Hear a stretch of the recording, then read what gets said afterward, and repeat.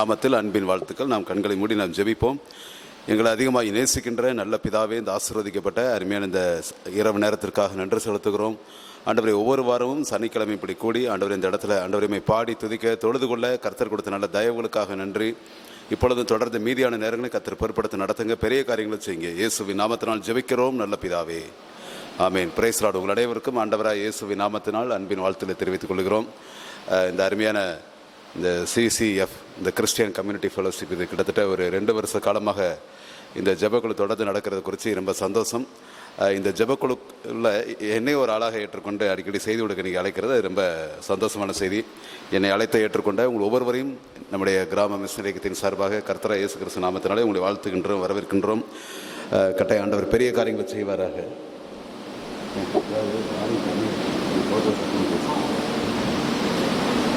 Price Lord. இந்த நாட்களில் எங்களுடைய ஊழியத்தில் இருக்கிற ஒரு சின்ன அப்டேட் உங்கள் கூட பேசிட்டு நான் அடுத்து செய்திக்கு நேரம் செல்ல விரும்புகிறேன். உங்கள் அனைவருக்கு நல்லா தெரியும், இந்த கிராம ஊழியம் என்பது, இந்த வில்லேஜ் மிஷனரி மூமெண்ட், இந்த கிராம மிஷனரி இயக்கம் என்பது தமிழ்நாடு மையமாக கொண்டு தமிழ்நாடு தவிர்த்து வெளி மாநிலங்களில் 8 மாநிலங்களில் மிஷனரி பணிகள் நடந்து வருகிறது.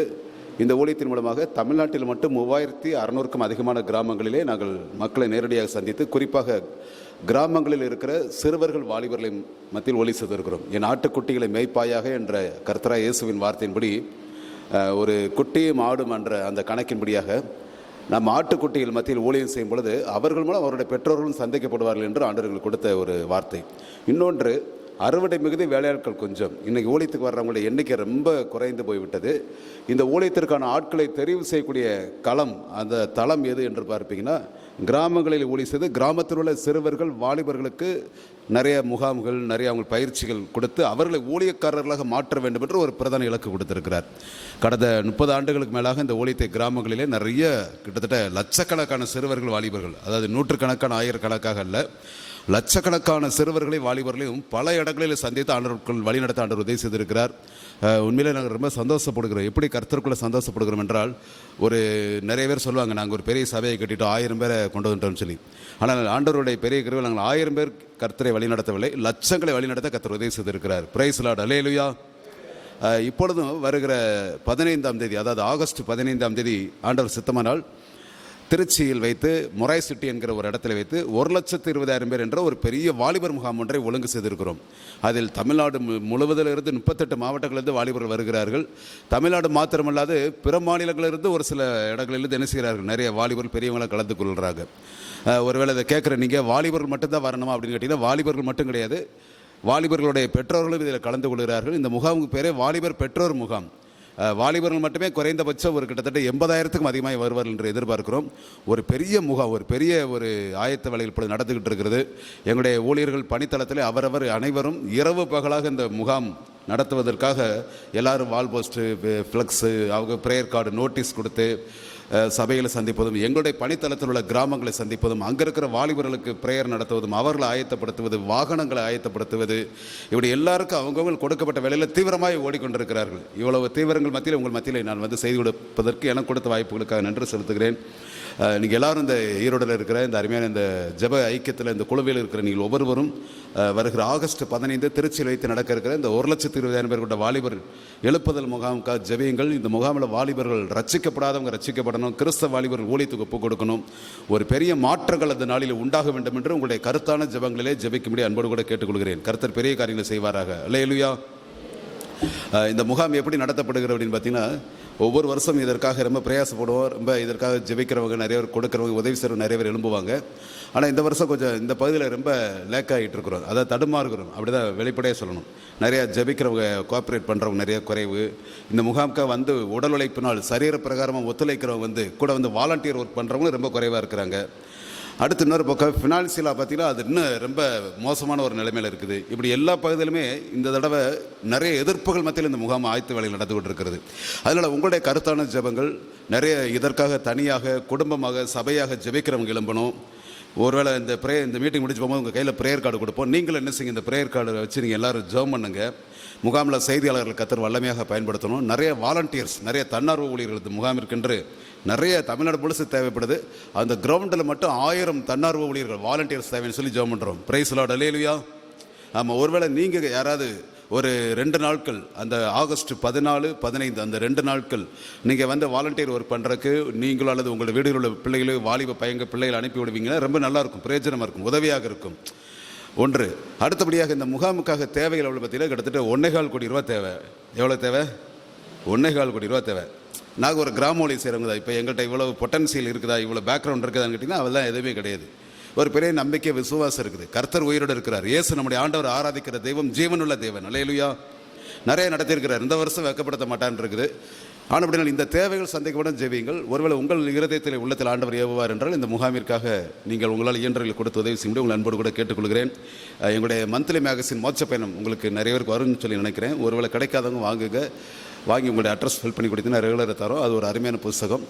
ஒருவேளை நீங்கள் செய்தி எழுதக்கூடிய அதாவது தாளந்துகள் திறமைகளுடையவங்கன்னா நீங்கள் என்ன செய்யலாம், மேகசினுக்கு நீங்கள் ஆர்டிக்கல் எழுதி தரலாம். அல்லது நீங்கள் செய்தி கொடுப்பீங்க, பாட்டு பாடுவீங்க, உங்கள்கிட்ட நிறைய மல்டி டேலண்ட் நிறைய இருக்குன்னா நீங்கள் அதை வந்து ஒரு சின்ன வீடியோ கிளிப்பாக உங்களுடைய செல்ஃபோனில் எடுத்து நீங்கள் எனக்கு அனுப்புவீங்கன்னா அதை எங்களுடைய வில்லேஜ் டிவிங்கிற சேனலில் போடுறதுக்கு அது ரொம்ப உதவியாக இருக்கும். இன்னும் அதிகபட்சமாக டெய்லி எங்களுக்கு பார்த்திங்கன்னா காலையில் 9 மணிலேருந்து 10 மணி வரையும் கூகுள் மீட் ப்ரேயர் சொல்லி ஒன்று டெய்லி நடக்குது. அந்த கூகுள் மீட் ப்ரேயரில் கிட்டத்தட்ட ஒரு 70லேருந்து 80 பேர் கலந்துக்கிறாங்க. எங்கள் உடன் ஊழியர்கள் மட்டும்தான். அந்த கலந்து கொள்கிற ஊழியர்களுக்கு இந்த வருகிற ஆகஸ்ட் 15 வரைக்கும் டெய்லி காலையில் 5 மணி, டெய்லி காலையில் 9 மணி 2 டைம் கூகுள் மீட் ப்ரேயர் நடக்குது. இந்த கூகுள் மீட் ப்ரேயரில் இங்கே நீங்கள் ஒரு வேளை செய்தி கொடுக்குறதுக்கு யாராவது விருப்பம் உள்ளவங்க நீங்கள் சொன்னீங்கன்னா நீங்கள் வந்து என்ன செய்யலாம், நீங்கள் இருக்கிற இடத்துல இருந்து நீங்கள் இந்த ஆன்லைனில் கூகுள் மீட்டில் செய்தி கொடுக்கலாம். Praise Lord. அல்லேலூயா. ஆனால் அப்படினால நீங்கள் வரும்படி உங்கள் அன்போடு கூட கேட்டுக்கொள்கிறேன். கர்த்தர் பெரிய காரியங்கள் செய்வார்.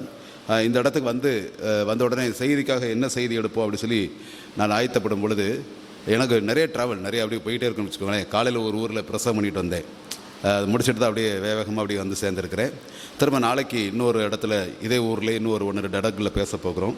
தொடர்ச்சியான ட்ராவல், தொடர்ச்சியான பிரசங்கம் அப்படி போயிட்டுருக்கிற பொழுது உட்கார்ந்து செய்தி எடுப்பதற்கான நேரங்கள்ங்கிறது ரொம்ப குறைவு. ஒரு சில நேரங்கள் அந்த வாய்ப்புகள் இருக்கும்போது பயன்படுத்தி கொள்வோம். அநேக நேரங்களில் அந்த இருக்கிற இடத்துல போகும் பொழுது கர்த்தர் அந்த இடத்துல உள்ள காரியங்களை பார்த்து அங்கே பேசுகிறார். இன்றைக்கு உங்களோடு கூட பேசும்படி எடுத்துக்கொள்ளப்பட்ட வேதவசனத்தை நாம் திருப்பிக் கொள்வோம். லூக்கா எழுதிய சுவிசேஷம் 10ஆம் அதிகாரம் வசனம் 41, 42. இந்த 2 வசனங்களை யாராவது ஒருவர் சத்தத்தை உயர்த்தி வாசிக்கலாம். லூக்கா சுவிசேஷம் 10ஆம் அதிகாரம் வசனம் 41, 42, பக்கம் 97. இயேசு அவளுக்கு பிரதியுத்தரமாக, மார்த்தாளே மார்த்தாளே, நீ அநேக காரியங்களை குறித்து கவலைப்பட்டு கலங்குகிறாய். தேவையானது ஒன்றே. மரியாள் தன்னை விட்டு எடுபடாத நல்ல பங்கை தெரிந்து கொண்டாள் என்றார். ஆமீன். கண்களை மூடி ஜெபிப்போம். பரலோகத்தின் தேவனே, இந்த அருமையான நேரத்திற்காக நன்றி செலுத்துகிறோம். பேசுகிறவர்கள் நீங்கள் அல்ல, உங்கள் பிதாவின் ஆவியானவர் என்று வேதம் சொல்லியிருக்கிறபடி பரலோகத்தின் தேவன் இந்த அருமையான வழியில் இடைபடுக. ராஜாவுடைய நாமத்திற்கு மகிமை உண்டாகட்டும். உம்முடைய சத்தம் வானத்திலிருந்து தொனிக்கப்படட்டும். இந்த ஈரோடில் இந்த வளாகத்தில் இருக்கிற ஒவ்வொருவருடைய இருதயங்கள் ஆண்டவரே இஸ்ரவேல் மீது இறங்குகிற பணியை போல உம்முடைய கர்த்தருடைய வார்த்தைகள் இறங்கட்டும் என்று சொல்லி ஜெபிக்கின்றேன். கர்த்தர் மகிமைப்படுங்க. இயேசுவின் நாமத்தினால் ஜெபிக்கின்றேன் நல்ல பிதாவே. ஆமீன். Praise Lord. அல்லேலூயா. உங்கள் அனைவருக்கும் இயேசு கிறிஸ்து நாமத்தினால் மீண்டும் வாழ்த்தலை தெரிவித்துக் கொள்கிறேன். இப்பொழுது நான் வாசித்த ஒரு அருமையான வேத வசனம் பார்ப்பீங்கன்னா இங்கே சொல்லப்படும் பொழுது பெத்தானியா என்கிற ஒரு கிராமத்திற்கு இயேசு அடிக்கடி ஊழியத்துக்கு வரும் பொழுது அங்கே ஒரு வீட்டிலே அவர் போகிறது, அங்கே தங்குகிறது, அவங்க கொடுக்குற சாப்பாடை வாங்கி சாப்பிடுவது அது வழக்கம். ஊழியத்தில் இயேசுவானவர் தம்முடைய சீசர்களுக்கு கற்பித்த அதே மாதிரி அவரும் செய்தார். என்ன செய்தார் என்றால், ஒரு கிராமத்திலேயோ ஒரு பட்டணத்திலேயோ நீங்கள் பிரவேசிக்கும் பொழுது உங்களை ஏற்றுக்கொள்கிறவங்க யாரோ அந்த வீட்டுக்கு போங்க. உங்களுக்கு முன்னாடி வைக்கிற சாப்பாடை கேள்வி வைக்காம என்ன செய்யுங்க, சாப்பிடுங்க. நீங்கள் அவங்க உங்களை ஏற்றுக்கொண்டால் நீங்கள் கோருகிற சமாதானம் அங்கே நிலைத்திருக்கும். ஒருவேளை உங்களை ஏற்றுக்கொள்ளவில்லை, உங்களை வெளியே தள்ளுறாங்க, அசட்டை பண்ணுறாங்க, புறக்கணிக்கிறாங்க, வேண்டான்னு சொல்லி தள்ளுறாங்கன்னா அந்த நீங்கள் சொன்ன சமாதானம் உங்கள் இடத்துல திரும்பி வந்திருக்கிறார். அதை மாதிரி பார்த்தீங்கன்னா ஊழியத்தை நிமித்தம் போகும்பொழுது ஒரு கிராம ஊழியமோ நாங்கள் தங்குற அது போகிற இடங்களில் யார் நம்மளை மனமோ வந்து ஏற்றுக்கொள்கிறாங்களோ அந்த வீட்டுக்கு போய் என்ன செய்கிறோம், அவங்க கொடுக்குறது சாப்பிட்றோம், அங்கே ஜெபம் பண்ணுற வர்றோம். அது எல்லாரும் இருக்கிறாங்களோ அப்படி கிடையாது. ஒரு சபையாக இருக்கட்டும், ஒரு ஊழியமாக இருக்கட்டும், ஒரு கிராமமாக இருக்கட்டும், அதாவது எல்லா ஜனங்களும் இல்லை, ஒரு குறிப்பிட்ட சிலர் யார் ஏற்றுக்கொள்கிறாங்க, இயேசுவை ஏற்றுக்கொள்கிறவங்க எங்களை ஏற்றுக்கொள்கிறாங்க. இல்லையே சொல்லுங்கள். ஆண்டவரை நேசிக்கிறவங்க எங்களை நேசிக்கிறாங்க. ஆண்டவரை நேசிக்காதவர்கள் ஊழியக்காரர்கள் என்ன செய்ய மாட்டாங்க, நேசிக்க மாட்டாங்க. அதனால தான் இயேசு தம் சீசர்கள் சொல்லும் பொழுது உங்களை ஏற்றுக்கொள்ளுகிறவன் என்னை ஏற்றுக்கொள்கிறான், என்னை ஏற்றுக்கொள்ளுகிறவன் என்னை அனுப்பின பிதாவை ஏற்றுக்கொள்கிறான் என்று இயேசு தெளிவாக என்ன செய்தார். அவர் பேசின வார்த்தையில் நம்ம யோவானில் வாசிக்க முடிகிறது. நீங்கள் பார்ப்பீங்கன்னா ஒரு குடும்பம், அந்த குடும்பத்தில் 3 நபர்களுடைய பெயர்கள் குறிப்பிடப்பட்டிருக்கு. இந்த 3 பேரும் சகோதரர்கள், சகோதரிகள். அல்லேலூயா. இதில் 2 சகோதரிகள், ஒரு சகோதரன். இவங்க யார் யாருன்னு கேட்டிங்கன்னா மரியாள், மார்த்தாள், லாசரு, இந்த 3 பேர் இருக்கிறாங்க. இந்த வீட்டுக்கு தான் இவர் என்ன செய்கிறார், போக வர இருக்கிறார். இவங்களை வைத்து செய்திகள் நிறையவே எழுதப்பட்டிருக்குது. இவங்களை வைத்ததான செய்திகள், இவங்களை குறித்ததான செய்தியை தியானிக்கிறோம் என்றால் அது ஒரு ரெகுலர் பைபிள் ஸ்டடியாகவே என்ன செய்யலாம், நம்ம தியானிக்கலாம். அவ்வளோ காரியங்கள் உள்ள அடங்கி இருக்கிறது. இங்கே என்ன செய்கிறார் அப்படின்னு பார்த்தீங்கன்னா, இங்கே இருக்கிற இந்த வசனங்கள், மேலே இருக்கிற வசனம்லாம் நம்ம கவனிச்சிருப்போம். நான் வாசிக்கிற எடுத்துக்கோங்க. 39வது வசனம், லூக்கா 10:39. அவளுக்கு மரியாள் என்னப்பட்ட ஒரு சகோதரி இருந்தால், அவள் இயேசுவின் பாதத்தினருகே உட்கார்ந்து அவருடைய வசனத்தை கேட்டுக்கொண்டிருந்தாள். இயேசு அந்த வீட்டுக்கு வந்த உடனே அங்கே வந்து உடனே அவருக்கு மரியாளுக்கு என்ன சந்தோஷம்னா, இன்னைக்கு இயேசு நம்ம வீட்டுக்கு வந்து விட்டார். இல்லையா சொல்லுங்கள். அவளுக்கு பயங்கர சந்தோஷம். எல்லா வேலையை விட்டுட்டு அவருடைய பாதத்தினருகே அமர்ந்து அவருடைய வசனத்தை கேட்டுக்கொண்டிருந்தாள். இந்த கூட்டத்துக்கு உண்டான தலைப்பு இந்த வாட்ஸ்அப் ஃப்ளையர் எனக்கு அனுப்புனாங்க, இன் கிஸ் பிரசன்ஸ், இல்லையா? அதாவது அவருடைய பாதத்தின் அருகில், பாதத்தில் அப்படின்னு சொல்லி ஒரு அருமையான தலைப்பு. இந்த அருமையான தலைப்பு கேட்டார்கள் போல இப்போ ஒரு செய்தி. அப்போ அவருடைய பாதத்தில் இந்த அருமையான சனிக்கிழமை நேரத்தில் ஒரு 7 மணிலேருந்து 9 மணி நேரம் வரைக்கும், அதாவது ஒரு 2 hours நம்ம செலவிடும்படி நம்முடைய வேலைகள் காரியங்கள் எல்லாத்தையும் ஒதுக்கி இங்கே வந்திருக்கிறோம். இது ரொம்ப விசேஷத்துவமான பகுதிகள். ஆண்டவர் அதை விரும்புகிறார். அப்போ மரியாள் என்ன செய்தால், இயேசுவின் பாதத்தினருகே அமர்ந்து அவருடைய வசனத்தை கேட்டுக்கொண்டிருந்தாள். அவளுக்கு ரொம்ப ஆசை. என்ன ஆசைன்னா, இயேசுவானவர் மீது அன்பு, இயேசுவானவருடைய வார்த்தையை நேசிக்கிறாள், அவருடைய உபதேசத்தை விரும்புகிறாள், அவருடைய பாதத்தில் அமர்ந்திருக்கிறதை அவள் விரும்புகிறாள். தனக்கு கொடுக்கப்பட்ட வாழ்க்கையின் ஒரு தருணத்தை இயேசுவின் பாதத்தில் செலவிடும்படி தன்னை அர்ப்பணித்திருக்கிறாள். அப்போ மரியாள் இயேசுவின் பாதத்தினரே உட்கார்ந்திருக்கிறாள். 2வது பாருங்க, மார்த்தாளோ. அப்போ ஒருத்தர் அப்படி குறிப்பிட்டு அடுத்த பைபிள் இன்னொரு ஆள் பற்றி எப்படி எழுதுது, மார்த்தாளோ. மார்த்தாள் எப்படிப்பட்டவளாக இருந்தாள் அப்படிங்கிறத பார்க்குறோம். இது வந்து எங்கேயுமே உள்ளது. இப்போ நம்ம வீடுகள் எடுத்துக்கோங்களேன், 2 பேர் சகோதரன் இருக்காங்க, அண்ணன் தம்பின்னு இருக்காங்கன்னா, ஒன்று அண்ணன் நல்லா ஆண்டவருக்குள்ளே இருப்பார், இல்லைன்னா தம்பி நல்லா இருப்பாங்க. 2 பேருமே நல்லா இருப்பாங்கன்னு கேட்டிங்கன்னா அது ரொம்ப குறைவாக தான் இருக்கும், ரொம்ப அதே அரிதாகத்தான் இருக்கும். யாராவது ஒருத்தர் தான் இருப்பாங்க. இப்போ எங்களுக்கு நிறைய இடங்களில் ஊழியத்தில் ஏற்றுக்கொள்கிறது, சில இடங்களில் சகோதரர்கள் சகோதரிகளை பார்க்கும்போது உடனே இருக்கிறவங்களை தெரியாமல் தான் எங்களுக்கு காணி கொடுக்குறவங்களும் இருக்கிறாங்க. ஏன்னா அவங்களுக்கு அதெல்லாம் என்ன செய்யாது, பிடிக்காது. ஊழியங்களுக்கு உதவி செய்கிறது, ஊழியங்களுக்கு ஜெபம் பண்ணுறது, ஊழியங்களுக்கு போகிறது, ஊழியங்களில் இருக்கிற ஈடுபாடுகள், ஆண்டவரை நேசிக்கிறது பிடிக்காது. ஏன் பிடிக்காதுன்னா அவங்களுக்கு இயேசுவை பிடிக்காது, அதனால் இதுவும் பிடிக்காது. இயேசுவை ஒருத்தருக்கு பிடிக்கும்னா அவங்க என்ன செய்வாங்கங்கிற உங்களுக்கு சொல்கிறேன். ஒரு 2 பகுதியில் நான் சொல்ல விரும்புகிறேன். ஒன்று வந்து ஏமி கார்மைக்கல், நீங்கள் எல்லோரும் கேட்டிருப்பீங்க இல்லையா? ஒரு வயதான அம்மையார், அயர்லாந்தில் இருந்து இங்கே வந்து என்ன செஞ்சவங்க, ஊழியம் செஞ்சவங்க. அவங்க என்ன சொல்கிறாங்க அப்படின்னு கேட்டிங்கன்னா, நம்ம இயேசுவை நேசிக்கிறோங்கிறதுடைய ஒரு பகுதி என்னென்னா, என் பிள்ளைகளே வசனத்தினாலும் நாவினாலும் அல்ல, கிரியினாலும் உண்மையினாலும் அன்பு கூற கடவோம். அப்போ ஒரு தேவை என்று வரும்பொழுது நான் வந்து அயர்லாந்திலிருந்து இந்தியாவுக்காக ஜெபிக்கவில்லை, மாறாக அயர்லாந்திலிருந்து இந்தியா வரும்படியாக கிறிஸ்துவின் அன்பு என்னை நெருக்கி ஏவி இருக்கிறது. அப்போ நம்ம நாட்டுக்கு வந்து நிறைய மிஷினரியோடைய ஹிஸ்ட்ரி, அவங்களுடைய பயோகிராஃபியில் வாசித்து பாருங்க. எல்லாருடைய பயோகிராஃபியில் பார்த்தீங்கன்னா அவங்களுடைய நாட்டில் அவங்க இருக்கிற கிளைமேட்டில் நல்லா சந்தோஷமாக சுகபோகமாக நல்லா திருப்தியாக அவங்களுடைய சண்டே சர்வீஸ், ஒரு இப்படிப்பட்ட ஃபாஸ்டிங் ப்ரேயர், நைட் ப்ரேயர் அவங்க அங்கே இருந்திருக்கலாம், தன்னுடைய நாட்கள் செலவிட்டிருக்கலாம். ஆனால் அந்த நாட்டை விட்டுட்டு இங்கே வந்து சுடுகாடு போல் ஒரு 200 வருஷம் 100-150 வருஷத்துக்கு முன்னாடி நம்ம நாடு எப்படி இருந்தது, ஒரு காட்டு மிராண்டிகள் போல இருந்த ஒரு தேசம். காட்டு மிராண்டிகள் போல கிடையாது, காட்டு மிராண்டிகளுடைய சுபாவங்கள் நிரம்பிய ஒரு தேசத்தில் தான் என்ன செஞ்சாங்க, மிஷினரிகள் வந்து ஊழியம் பார்த்தாங்க. அது எந்த அடிப்படையில் வந்து ஊழியம் பார்த்தாங்க? இன்றைக்கி இருக்கிற ஊழியக்காரங்க, இன்றைக்கி இருக்கிற விசுவாசிகள் பேசுகிறது போல் எனக்கு ஆண்டவர் பேசட்டும், எனக்கு ஒரு அழைப்பு வரட்டும் அப்படி சொல்லிட்டு இருக்காங்களா? இன்றைக்கி நிறைய பேர் சொல்கிற செய்தி என்ன தெரியுமா? நீங்கள் ஊழியத்துக்கு வரீங்களா, ஊழியம் செய்கிறீங்களான்னு கேட்டால் உடனே என்ன சொல்லுவாங்க, எங்கள் கூட ஆண்டவர் பேசட்டுப்பாங்க. இவங்க என்னமோ பெரிய ஜில்லா கலெக்டர் மாதிரி, இவங்க கூட ஆண்டவர் வந்து டெய்லி பேசிக்கிட்டு இருக்கிற மாதிரி, இனி வந்து 2 நாள் கழித்து பேசின மாதிரி இவர் முடிவெடுத்து வர்றது மாதிரி. அப்படி தான் என்ன செய்கிறாங்கன்னா, ஒரு பெரிய தன்னை வந்து ஒரு பிரதானமான சக்தியாகவும் தாங்க கூட ஆண்டவர் பேசுவாராகவும் பேசின பிறகு இவர் முடிவெடுப்பார் அப்படிங்கிறத என்ன செய்கிறான்னு சொல்கிறாங்க. ஆனால் அது வந்து சரியான பகுதி கிடையாது. இயேசு ஒருத்தங்க நேசிக்கிறாங்கன்னா தங்களை வெறுத்து, தன்னுடைய சுய மகிமையை வெறுத்து, எல்லாவற்றையும் வெறுத்து, இனம் ஜனம் தெரியாத தூர எந்த இடத்துக்கு போவதற்கு யாரும் ஆயத்தமாக இருப்பாங்க. Praise the Lord, hallelujah. Amy Carmichael அப்படி தான் வந்தாங்க. அவங்க அயர்லாந்தை விட்டு இந்தியா வந்து, இந்தியாவிலேருந்து இங்கே போய் அந்த டோனா இருக்கிற அந்த மலை கிராமம், அந்த கிராமத்தில் நான் வந்து 6 வருஷம் தங்கியிருந்து ஒளியும் பார்த்துருக்கிறேன். பிரைஸ் தி லார்ட், அல்லேலூயா.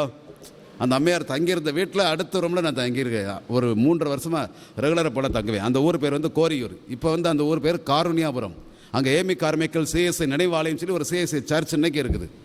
ஒரு அருமையான மலை அடிவாரத்தில் இருக்கிற ஒரு அருமையான கிராமம் பார்த்துங்க, ரொம்ப அருமையான ஒரு ஏரியா.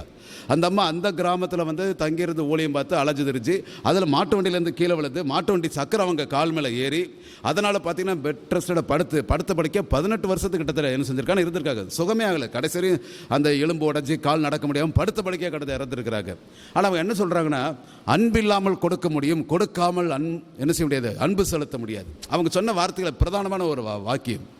அன்பில்லாமல் கொடுக்க முடியும்னா புரியுதா உங்களுக்கு? ஊழியத்துக்கு வாங்க, சரி வேறு வழியில் வாரேன், இன்னைக்கு கொஞ்சம் ப்ரேயர் வாங்க. உங்களை கட்டாயம் எல்லோரும் ரெக்வஸ்ட் பண்ணி உங்கள் குரூப்பில் போட்டு என்ன செஞ்சுருப்பாங்க, வாங்க வாங்கன்னு சொல்லி கட்டாயம் என்ன செஞ்சுருப்பாங்க, உங்களுடைய குரூப் அந்த அட்மினோ இல்லைன்னா இந்த இதை ஆர்கனைஸ் பண்ணுற அந்த டீமில் இருக்கிற லீடரோ என்ன செஞ்சுருப்பாங்க, நம்மளை வந்து நிறைய பேர் ப்ரெஸ் பண்ணியிருப்பாங்க, மூவ் பண்ணியிருப்பாங்க, கட்டாயம் மூவ் பண்ணியிருப்பாங்க. உங்களை போல் இன்னும் நிறைய பேர் காலிங் என்ன செஞ்சுருப்பாங்க, கொடுத்துருப்பாங்க. வாட்ஸ்அப்லேயோ ஃபோன்லேயோ மெசேஜ்லேயோ ஏதாவது இல்லாத நேரில் ஃபோன் கால்லையோ பேசியிருப்பாங்க. ஆனால் இப்படி சொல்லியிருந்தாலும் அந்த நேரத்தை கொடுக்கணும் பாருங்க, அன்பில்லாமல் கொடுக்க முடியும்.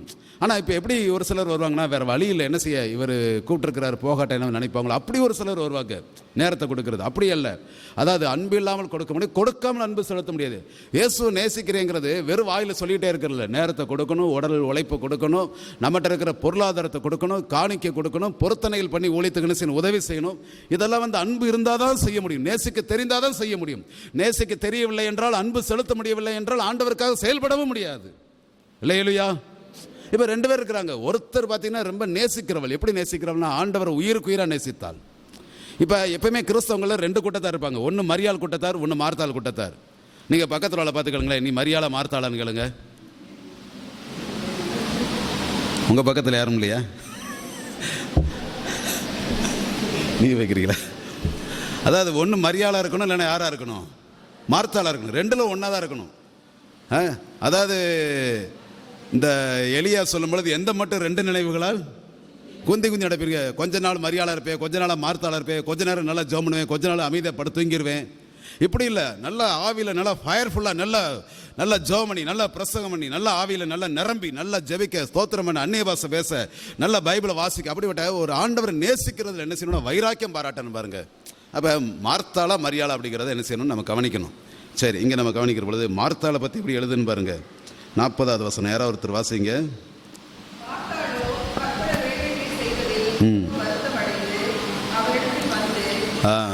போதுங்கக்கா. ஒரு சில பெண்களுக்கு இயல்பாகவே கொடுக்கப்பட்ட கிருபையின் திறமைகள் என்னன்னு கேட்டிங்கன்னா, காலையில் எப்படா எந்திரிக்க விடியும் சொல்லி காத்துக்கிட்டே இருப்பாங்க. நைட்டு படுக்கும்போதே காலையில் எந்திரிச்சு கிச்சனுக்கு போனால் நைட்டு வரை என்ன செய்கிறது, அந்த அடுப்படியை பிடிச்சி போட்டு அந்த அடுப்படி பாத்திரத்தை கழுவி தேய்ச்சி அந்த பாத்திரத்துக்கு வாயிருந்து அழுதுரும். அட சண்டாளி, நீ என்னை விட்டுட்டு வேறு பாத்திரத்தை வாங்க வேண்டியதானே. அது தேஞ்சி, அந்த சோப்பெல்லாம் தேஞ்சி, அந்த பாத்திரம் அந்த அடுப்படியெல்லாம் தேஞ்சி நாரி நசவளைச்சி போய் சிலர் அப்படிலாம் இருக்கிறாங்க. ஆமேன்னு சொல்லுங்க. அப்போ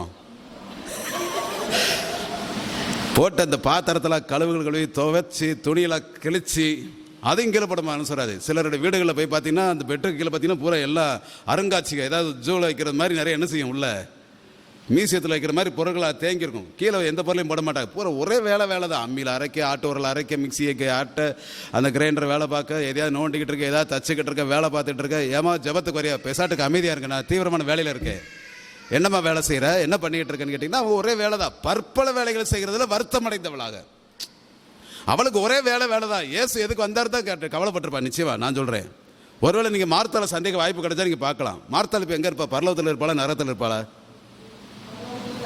பரலோகத்தில் இருப்பாங்களா? பேர் பாபு கடைசியில் சேர்ந்துருப்பாங்க. Price Lord. நீங்கள் உங்கள் பக்கத்தில் உள்ள பார்த்துக்களுங்க, நீ பரலம் போயிருவியான்னு கேளுங்க. இது ஒரு ஆக்கப்பூர்வமான ஒரு கேள்வி. மார்த்தாளே பரலம் போயாச்சுன்னா நீங்களும் போவோம் அப்படிங்கிறத நம்ம என்ன செய்யணும், கவனிக்கப்பட வேண்டியிருக்கு.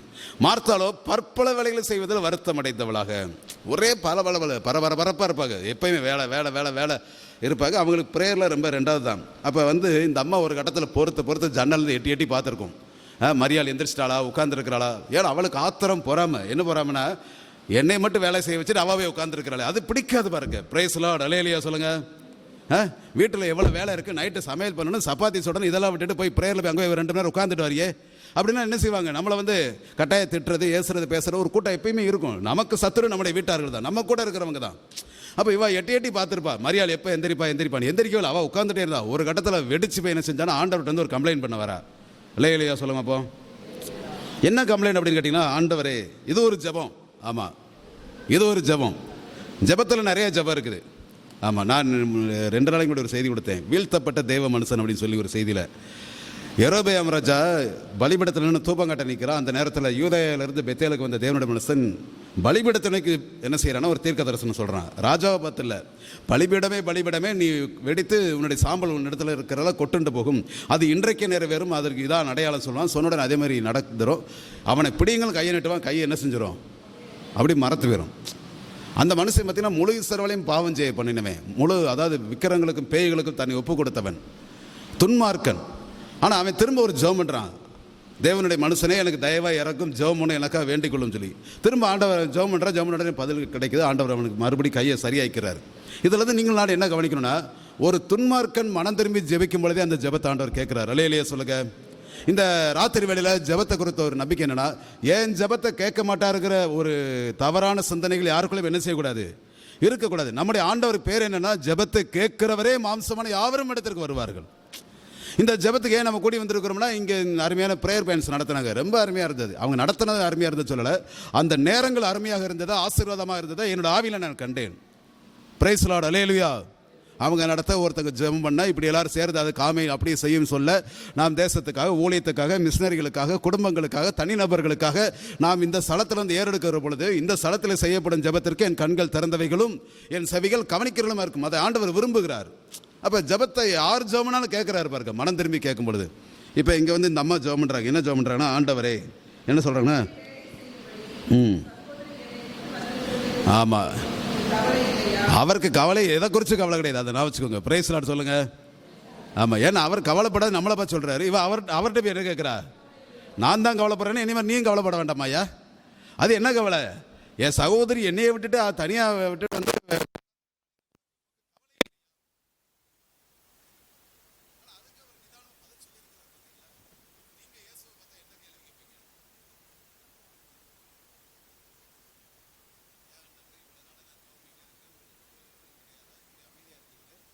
கவலை இல்லையா, பாரம் இல்லையா, நான்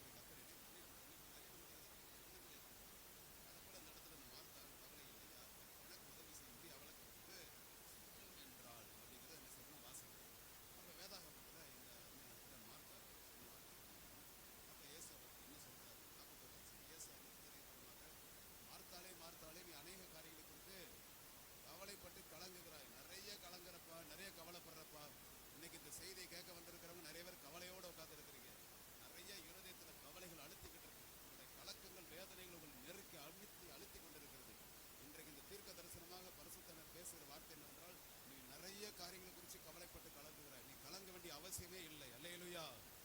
நீ கலங்க வேண்டிய அவசியமே கிடையாது, நீ துக்கப்பட வேண்டிய அவசியம் இல்லை. ஏனென்றால் நீ ஆராதிக்கிற ஆண்டவர், நீங்கள் வணங்குகிற தெய்வம், நீங்கள் ஜெபிக்கிற தெய்வம் உயிருள்ள ஆண்டவர், பதில் தருகிற ஆண்டவர், நமக்கு அற்புதம் செய்கிற தெய்வம், அதிசயங்கள் செய்கிற தெய்வம், உன்னை அதிசயங்களை காண பண்ணுவேன் என்று வாக்கு பண்ணின தேவன். அல்லேலூயா. உங்களுக்கு அற்புதமான காரியங்களை செய்வேன் என்று வாக்கு பண்ணியிருக்கிற தேவன் நம்ம கூட இருக்கிறார், உடனே இருக்கிறார். அதை ஒருத்தர் யார் விசுவாசிக்கிறாங்களோ அவங்களுடைய வாழ்க்கையில கவலைகள் கலக்கங்களுக்கு இடம் கிடையாது. ஆண்டவர் என்னுடைய ஜெபத்துக்கு பதில் தர மாட்டார், இப்படியே தான் வாழ்க்கை இருக்கும். வருங்காலத்தை குறித்து அவநம்பிக்கை, அவிசுவாசங்கள், சந்தேகங்கள் யாருக்கு இருக்கிறதோ அவங்க கவலைப்பட்டுக்கிட்டே இருப்பாங்க. சிலருக்கு கவலைப்படுறத ஒரு தொழிலாகவே வைத்திருப்பார்கள், கவலைப்படுறத வாடிக்கையாகவே வச்சிருப்பாங்க. அது வந்து அப்படி இருக்குது நிறைய பேருக்கு. ஒரு சிலருக்கு எப்படி இருக்குன்னு பார்த்தீங்கன்னா, ஒரு 2 பேர் 4 பேர் சேர்ந்தாச்சுனாலே அவங்கவுங்க கவலைகளை பரிமாறிக்கிறவாங்க. பார்த்தீங்களா, இப்படி நான் இந்த பாடு பாடுறேன், ஓம் பாடு பரவாயில்ல, ஏன் பாடு இப்படி, உங்க கவலையாது இப்படியா, ஏன் கவலை இப்படி. அதாவதுங்க, நாம் கிறிஸ்தவங்க ஒருத்தர் சந்திக்கும் போது எப்படி பேசணும்னா, ஆரோக்கியமாக பேசணும். பேசும்போதே நல்ல வார்த்தைகளை பேசணும். கெட்ட வார்த்தை ஒன்று உங்கள் வாயிலேருந்து என்ன செய்யக்கூடாது, புறப்படுவோம். அப்படி பைபிளில் போட்டிருக்கா இல்லையா? ஆமாம், நம்ம பேசுகிறவரும் டெய்லி கெட்ட வார்த்தை பேசிகிட்டு இருக்கிறோம். நாம் என்ன நினைக்கிறோம்னா, உலகத்தார் பேசுகிறதும் கெட்ட வார்த்தை நினைக்கிறோம். ஆனால் ஆண்டவருக்கு முன்னாடி அவிசுவாசமாக பேசுகிறதும், அவநம்பிக்கையாக பேசுகிறதும், நம்பிக்கை இல்லாத தன்மையில் பேசுகிறதும், இந்த சரீரம் 4 நாளாச்சே நாருமே என்று பேசுகிறதும், ஆண்டவரை நீரே ஆனால் நான் ஜலத்தின் மீது வேறு கட்டளைன்னு சொல்லிட்டு அப்புறமேட்டு அவநம்பிக்கையாக நினைக்கிறதும், நிறைய அவிசுவாசங்கள் அவநம்பிக்கையாக பேசுகிற வார்த்தையில் கெட்ட வார்த்தை தான். இதெல்லாம் நடக்குமா, இதெல்லாம் ஆகுமா, இதெல்லாம் கூடுமா, இதெல்லாம் எப்படி ஆகும், அப்படி இப்படி எதுவுமே யோசிக்காதீங்க. நீங்கள் யோசிக்கிறது இயேசு முன்னாடி மட்டும் வச்சு பாருங்க, உங்கள் பிரச்சனையை பார்க்காதீங்க. இன்னைக்கு எந்த காரியத்தில் கவலைப்படுறீங்களோ அந்த கவலையை வந்து தூக்கி எறிஞ்சிட்டு இயேசு உங்க கூட இருக்கிறார், அவர் அதை பார்த்து கொள்வார் சொல்லி அவருடைய பாதத்தில் வைத்து விட்டு நீங்க தைரியமா இருக்க, சந்தோஷமா இருக்க. அதை ஆண்டவர் விரும்புகிறார். இப்போ நான் ஒரு ஊழியத்தில் இருக்கிறேன், என்கிட்ட ஒருத்தர் கேட்டார், மதியானம் ஒரு 2-3 மணிக்கு, ஏற்கனவே நான் பொறுப்படுத்துறது அந்த மாவட்டத்தில் எனக்கு அடுத்த இன்னொருத்தரை போட்டிருக்கு. அவர் என்கிட்ட கேட்ட ரிக்வஸ்ட் என்னென்னா, வேறு ஒன்றும் இல்லைண்ணே, நாங்கள் ஒரு 24 கிராமத்துலேருந்து வேன் பிடிக்கிறோம். நான் ஓரளவுக்கு ஒரு பார்ட் எல்லா சைடு நான் ஆட்களை கண்டுபிடிச்சிருவேன். ஆனால் என்னுடைய பெரிய அழுத்தம் என்னென்னா, ஒரு 50,000 60,000 குறையும் தெரியுது, நீங்கள் அதை கொடுத்துருவீங்களான்னு சொல்லி கேட்டார். பிரைஸ் லார்ட், அலையிலேயே சொல்லுங்கள். நான் உடனே சொன்னேன், அவ்வளோதானே வேணும், கொடுத்துருவோம் போய் அப்படின்னாச்சு. ஆனால் என் கையில் இருக்கிறது 600 ரூபா இருக்குது. சொல்கிற புரியுதா உங்களுக்கு? நான் என்ன சொல்ல வரேன்னா, அதாவது என்ன கேட்கறது என்ன, எவ்வளோ நாள் கேளியா, கேட்குற பற்றி என்னையா, நானும் உனக்கு தாரேன்னு சொல்கிறேன், எப்படி சொல்கிறேன், நீ நம்புற என்னையே, நான் ஆண்டவரை நம்புகிறேன், நாம் ஒருத்தர் எல்லாரும் சேர்ந்து ஆண்டவரை நம்புவோம், அவர் செய்வார், அற்புதம் செய்வார். ஏன் அந்த 50,000 தரம் இந்த ஈரோட்டில் கூட உட்காந்துருக்கூடாது? ஆமே சொல்லுங்க. அப்போ சொல்ல மாட்டேங்கிறேன். ஆண்டவர் செய்வார், அற்புதமாக நடத்துவார், ஆண்டவர் பெரிய காரியங்களை செய்வார். எதுக்கே கவலைப்படுறீங்க? அதாவது பேசும்போதே பாசிட்டிவாக பேசணும். நான் இப்படி பேசியிருந்தேன் எப்படி இருக்கும்? ஐயோ பிரதர் என்கிட்ட கேட்காதீங்க பிரதர், என் மகளுக்கு ஸ்கூல் காலேஜ் ஃபீஸ் இருக்குது, என் பையனுக்கு செமஸ்டர் ஃபீஸ் இருக்குது, நான் இன்னும் ஏபி பில்லு கட்டலை, இந்த பாருங்க வண்டி பெட்ரோல் பாருங்க 1 பாயிண்டில் ஓடிக்கிட்டு கிடக்கு, இப்படி தருத்தரம் பிடிச்ச மாதிரி பேசிகிட்டு இருந்தேன்னா நான் ஊழியத்துக்கு வரக்கூடாது. ஆமாம், நிறைய கிறிஸ்தவங்களில் தருத்திரம் பிடிச்சவன் இருக்கிறான். பூரா யார் பார்த்தீங்கன்னா நிறைய விசுவாசி ஊழியக்காரன் வாயில் பேசுகிற பூரா தருத்திரம் பிடிச்சதான். அது இல்லை, இது இல்லை, அது இல்லை, நான் இருப்பேனா பிழைப்பேனா, ஆசிரியர் போயிருக்கிறேன், ஸ்கேன் எடுத்திருக்காங்க, டெஸ்ட் எடுத்திருக்காங்க, உயிரோடு இருப்பேனா பிழைப்பேனா. நீலாம் உயிரோடு இருக்கிறதே தப்பு. நீ போய் முதவே சேர்ந்துருக்கணும். நீ இருந்து எல்லாருக்கும் எடுத்து நாசமாக்கிட்டு இருக்கிறவர். பேசுகிற பூரா அவிசுவாச வார்த்தை தான். பிரைஸ் லார்ட், அல்லேலூயா. அப்போ இந்த அம்மா பார்த்தீங்கன்னா நம்ம என்ன செய்கிறாங்கன்னா, கவலை இல்லையா, அது இல்லையா, இவன் பேசுகிற பேச்சை கேட்டாலும் இதுதான் என்ன வேகம் வரும். ஆனால் இயேசு அவளுக்கு எப்படி பதில் சொன்னார்னா, நீ அநேக காரியங்களை குறித்து கவலைப்பட்டு கலக்குகிறாய். தன்னுடைய சீசர்களை பார்த்து சொன்னார். என்ன சொன்னார்னா, யோவான் 14ஆம் அதிகாரம் 1 வசனத்தில், உங்கள் இருதயம் கலங்காதிருப்பதாக. அவங்க இருதயம் கலங்கி போயிருந்ததுக்கு. என்ன கலங்கி போயிருந்ததுன்னா, இந்த 3.5 வருட காலம் நம்மோடு கூட உடனிருந்த கர்த்தர் நம்மை விட்டு இப்பொழுது சிலுவையில் அறையப்பட்டு மரித்து அடக்கம் பண்ணப்பட்டு உயிரோடு எழுந்து பரத்துக்கு போகிறார். நம்முடைய துணையாளர், நம்முடைய தேற்றரவாளன், நம்முடைய கர்த்தர், நம்முடைய இயேசுவானவர், நம்முடைய குருவானவர் நம்மை விட்டு போகிறாரே, நாம் மேய்ப்பன் இல்லாத ஆடுகளை போல தனியாக இருக்க போகிறோம்னு சொல்லி கலங்கி வேதனைப்பட்டு நாம் இனிமேல் எப்படி சாப்பிடுவோம், எங்கே போக போகிறோம், என்ன வேலை செய்ய போகிறோமா, இப்படிலாம் நிறைய கேள்விகள், ஆயிரக்கணக்கான கேள்வி அவங்க தலையில் ஓடிக்கிட்டு இருந்தது. அவங்க இருதயத்தில் கலங்கி போய் இருந்தாங்க. அந்த கலக்கத்தை அறிந்த கர்த்தர் சொன்னார், உங்கள் இருதயம் கலங்காதிருப்பதாக, என்னிடத்தில் விசுவாசமாயிருங்கள். இந்த அருமையான ராத்திரி வேளையில, இந்த அருமையான ஈரோடுல இந்த செய்தியை கேட்டுக்கிட்டு இருக்கிற உங்க கூட ஆண்டவர் பேசுகிற வார்த்தை என்னவென்றால், ஒருவேளை நீங்க கலங்கி போய் இந்த வார்த்தையை இன்னைக்கு இந்த செய்தியை கேட்டுக்கிட்டு இருக்கீங்கன்னா, உங்களுக்கு கர்த்தரோட ஆவியானவர் நேரடியாக தீர்க்க தரிசனமா பேசுகிறது. உங்கள் தனி நபர் உங்களிடத்தில் முகமுகமாய் பேசிக் கொண்டிருக்கிறார். உன்னுடைய இருதயம் கலங்காதிருப்பதாக, பலங்கொண்டு திடமானதாயிரு. உங்கள் இருதயம் கலங்க வேண்டாம், திகைக்கப்பட வேண்டாம். அல்லேலூயா. என்னிடத்தில் விசுவாசவர்கள், தேவனிடத்தில் விசுவாசமார்கள் சொல்லிட்டு யோவான் 14:14 சொன்னார், நான் உங்களை திக்கற்றவர்களாக விடமாட்டேன். நான் உங்களை விட்டுற மாட்டேன், பயப்படாதீங்க. நீங்கள் பயப்படுற ஆள் கையில் நான் ஒப்பு கொடுத்துட மாட்டேன். நீங்கள் தலை குனிஞ்சு போயிடுவோமா, வெக்கப்பட்டு போயிடுவோமா, கேவலமாயிருவோமான்னு சொல்லி அப்படியே என்ன செய்யாதீங்க, பயப்படாதீங்க. உங்களை நான் நிமிர்ந்து நடக்க பண்ணுகிற உங்கள் தேவனாகிய கர்த்தர் என்று தான் வேதாகமத்தில் லேவியாராகவும் 26ஆம் அதிகாரத்தில் சொல்லியிருக்க தவிர, உங்களை குனிஞ்சோ தலை குனிஞ்சோ கேவலப்படுத்துகிற வெக்கப்படுத்துகிற ஆண்டவர் கிடையாது.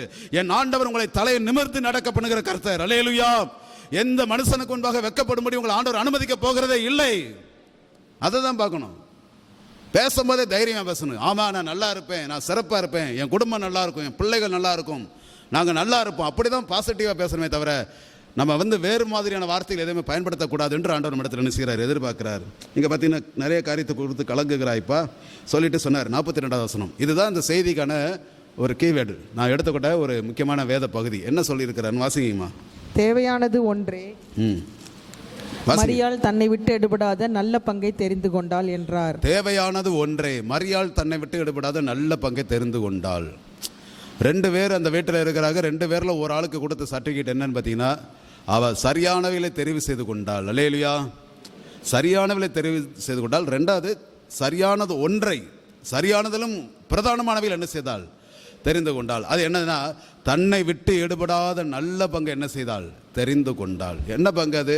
இயேசுவோடு கூட அவருடைய பாதத்தில் அமர்ந்திருக்கிற நல்ல விசேஷமான பங்கு. இன்றைக்கி இந்த செய்தியை, இந்த வசனத்தை வச்சு இன்றைக்கி நம்ம நிறைய வசனத்தை என்ன செய்ய போகிறோம், தியானிக்க போகிறோம். இன்றைக்கி இந்த அருமையான இந்த ஆண்டவரின் பாதத்தில், அவருடைய பாதத்தில் என்கிற ஒரு தலைப்பின் கீழாக இன்றைக்கி நம்ம வந்திருக்கிறோம். இந்த செய்தியை நாம் இங்கே வந்த பிறகு தான் என்ன செய்யணும்னா, நாம் இங்கே ஆவியானவர் கொடுத்து அதை நம்ம தலைப்பு வசனம் தொடங்கி நாம் பேச ஆரம்பித்திருக்கிறோம். இன்றைக்கி இந்த வசனத்திலிருந்து கர்த்தருடைய ஆவியானவர் நம்ம கூட என்னென்னலாம் சொல்ல போகிறார் அப்படிங்கிறத பார்க்குறோம். அவருடைய பாதத்தில் நேரம் செலவிடுகிறதே நம்முடைய கர்த்தர் விரும்புகிறார். அல்லேலூயா சொல்லுங்கள். அவருடைய பாதத்தில் எப்படி நேரம் செலவிடலாம் அப்படிங்கிறத கவனிக்கணும். சரி, அவருடைய பாதத்தில் செலவிடணும் என்னது? இப்போ ப்ரேயரில் நிறைய வகைகள் இருக்குது. என்ன ப்ரேயர்னா, நான் ஒரு ப்ரேயர் சொன்னேன் கொஞ்ச நேரத்துக்கு முன்னாடி, கூகுள் மீட் ஆன்லைன் ப்ரேயர் அப்படின்னு சொன்னேன். வாட்ஸ்அப்பில் ஜெபம் பண்ணுறாங்க, குரூப் ப்ரேயர் இருக்குது. ஜூம் மீட் அப்படி ஒரு ப்ரேயர் இருக்குது. இப்படி நிறைய ப்ரேயர்லாம், டீம் ஒர்க்லாம், இப்படி குழு ஜெபம்லாம் என்ன செய்யுது, நிறைய இருக்குது. இது ஜெபம், ரைட். இப்படி ஒரு ஈவினிங்கில் ஒரு வளாகத்தில் நம்ம எல்லோரும் கேதர் ஆகி என்ன செய்கிறோம், நம்ம ஜெபிக்கிறோம். இது ஒரு ஜெபம். நம்ம சர்ச்சில் போய் அங்கே போய் ஃபாஸ்டிங் ப்ரேயர், நைட் ப்ரேயர் அங்கே போய் ஜெபம் பண்ணுறோம், அதுவும் ஜெபம் தான். ஆனால் இப்போ நம்ம வாசித்த வசனம் அந்த வசனம் கிடையாது. அந்த ப்ரேயர் தொடர்பு படுத்தவே இல்லை. பிரைஸ்லோட அலையிலேயே சொல்லுங்கள். சில ஆட்கள் எப்படி திருப்தியாக இருப்பாங்கன்னா, நான் தான் நேற்று 7 மணிலேருந்து 9 மணி நேரம் என்ன செஞ்சேன், 2 மணி நேரம் ஜெபம் பண்ணியாச்சுல, இன்னும் என்னத்தை போய் ஜெபம்னு சொல்லிட்டு இருக்கிறீங்க அப்படி சொல்லி திருப்தி அடைவாங்க. அதாவது ஜெப வாழ்க்கையில் திருப்தி அடைவார்கள். குழுவாக ஜெபம் பண்ணுறதையோ குடும்ப ஜெபமாக இருக்கிறதையோ ஒரு சபையிலையோ சங்கத்திலேயோ ஒரு இடத்துல போய் கூட்டமாக கூடியிருந்து ஜெபம் பண்ணுறதை இந்த வசனம் கோட் பண்ணி சொல்லவில்லை. மரியாள் தன்னை விட்டு ஈடுபடாத நல்ல பக்கை தெரிந்து கொண்டாள் என்றால் அவருடைய பாதத்தில் தனிப்பட்ட முறையில் ஃபேஸ் டு ஃபேஸ் என்கவுண்டர், அவரிடத்துல சந்திக்க, அவருடைய முகத்தை தரிசிக்க, அவரோடு கூட நேரத்தை செலவிட, அப்படிப்பட்டதான ஒரு நேரம்.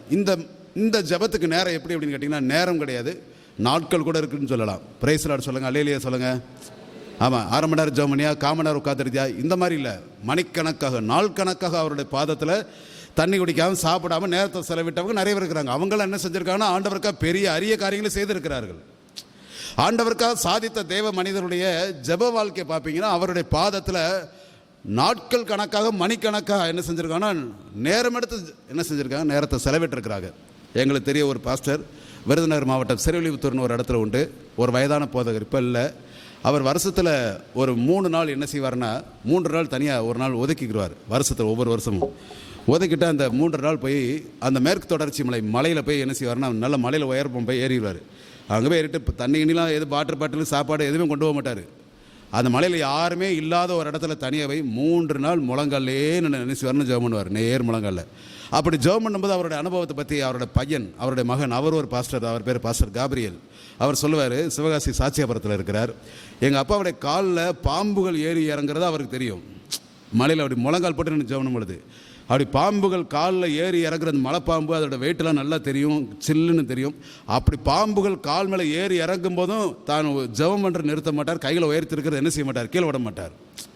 அப்படி தான் மேலே தனக்கு விரோதமாக இருக்கிற எல்லா போராட்டங்கள், அழுத்தங்கள், உலகத்தை எல்லாவற்றையும் மறந்து தேவனுடைய சமூகத்தில் தனிமையில் 3 நாள் அவரோட கூட இருக்கபடி நேரத்தை செலவிடுகிற ஒரு நல்ல அனுபவம் சொல்வார். அதை கேட்டு எனக்கு ரொம்ப பயங்கர ஆச்சரியம் வந்தது. பாம்பு இருக்குன்னு கேட்டாலே நிறைய பேருக்கு வயிறெல்லாம் கலங்கிக்கிட்டு இருக்கிற பொழுது, பாம்பு மேலே ஏறி போனாலும் போட்ட முழங்காலை மடக்காமல் முழங்காலில் நேர் முழங்கால் நின்று ஜெபிக்கிற ஒரு தேவ மனிதன். அப்போ அவரை கொண்டு கர்த்தர், அவர் எந்த கிராமத்தில் ஒளி செஞ்சாரோ அங்கெல்லாம் சபைகள் வந்திருக்குது. அந்த வட்டாரங்களை யார் வீடுகளெல்லாம் ஜெபனாரோ அங்கெல்லாம் அற்புதம் நடத்திருக்கு. யாருக்கெல்லாம் தலையில் கை வச்சு ஜெபனாரோ பிசாசு ஓடி இருக்குது. ஏனென்றால் இவன் ஜெபிக்கிறவன் என்று பிசாசுகளுக்கே தெரியும். அல்லேலூயா சொல்லுங்க. ஜெபிக்கிற மனுஷனு பிசாசுக்கே தெரியுங்க, துண்டா தெரியும். இவன் ஜெபம் பண்ற ஆளுங்க, இவன் ஆண்டவர் கூட நேரம் செலவிடுறவன், இவன் தன்னுடைய பாஸ் கூடவே இருக்கிற ஆளு, இவன் அவங்க பாஸை விட்டு பிரியவே மாட்டான். பாஸ் என்ன சொல்றாரோ அதை அப்படியே கேட்கக்கூடியதான ஒரு என்ன செய்யறவன், ஒரு லேபர், அவன் கூடவே இருக்கக்கூடிய ஆளு. அதனால இவன்கிட்ட கவனமா இருக்க. பிசாசுடைய ராஜ்யங்களுக்கே தெரியும். அப்ப நாம இன்னைக்கு என்ன செய்ய போறோம்னா, இதை சார்ந்து இருக்கிற வசனங்களை நம்ம வாசிக்க போறோம். உபாகமம் 33ஆம் அதிகாரம் 3வது வசனத்தை எடுத்து வாசிங்க. உபாகமம் 33ஆம் அதிகாரம் வசனம் 3வது வசனம்.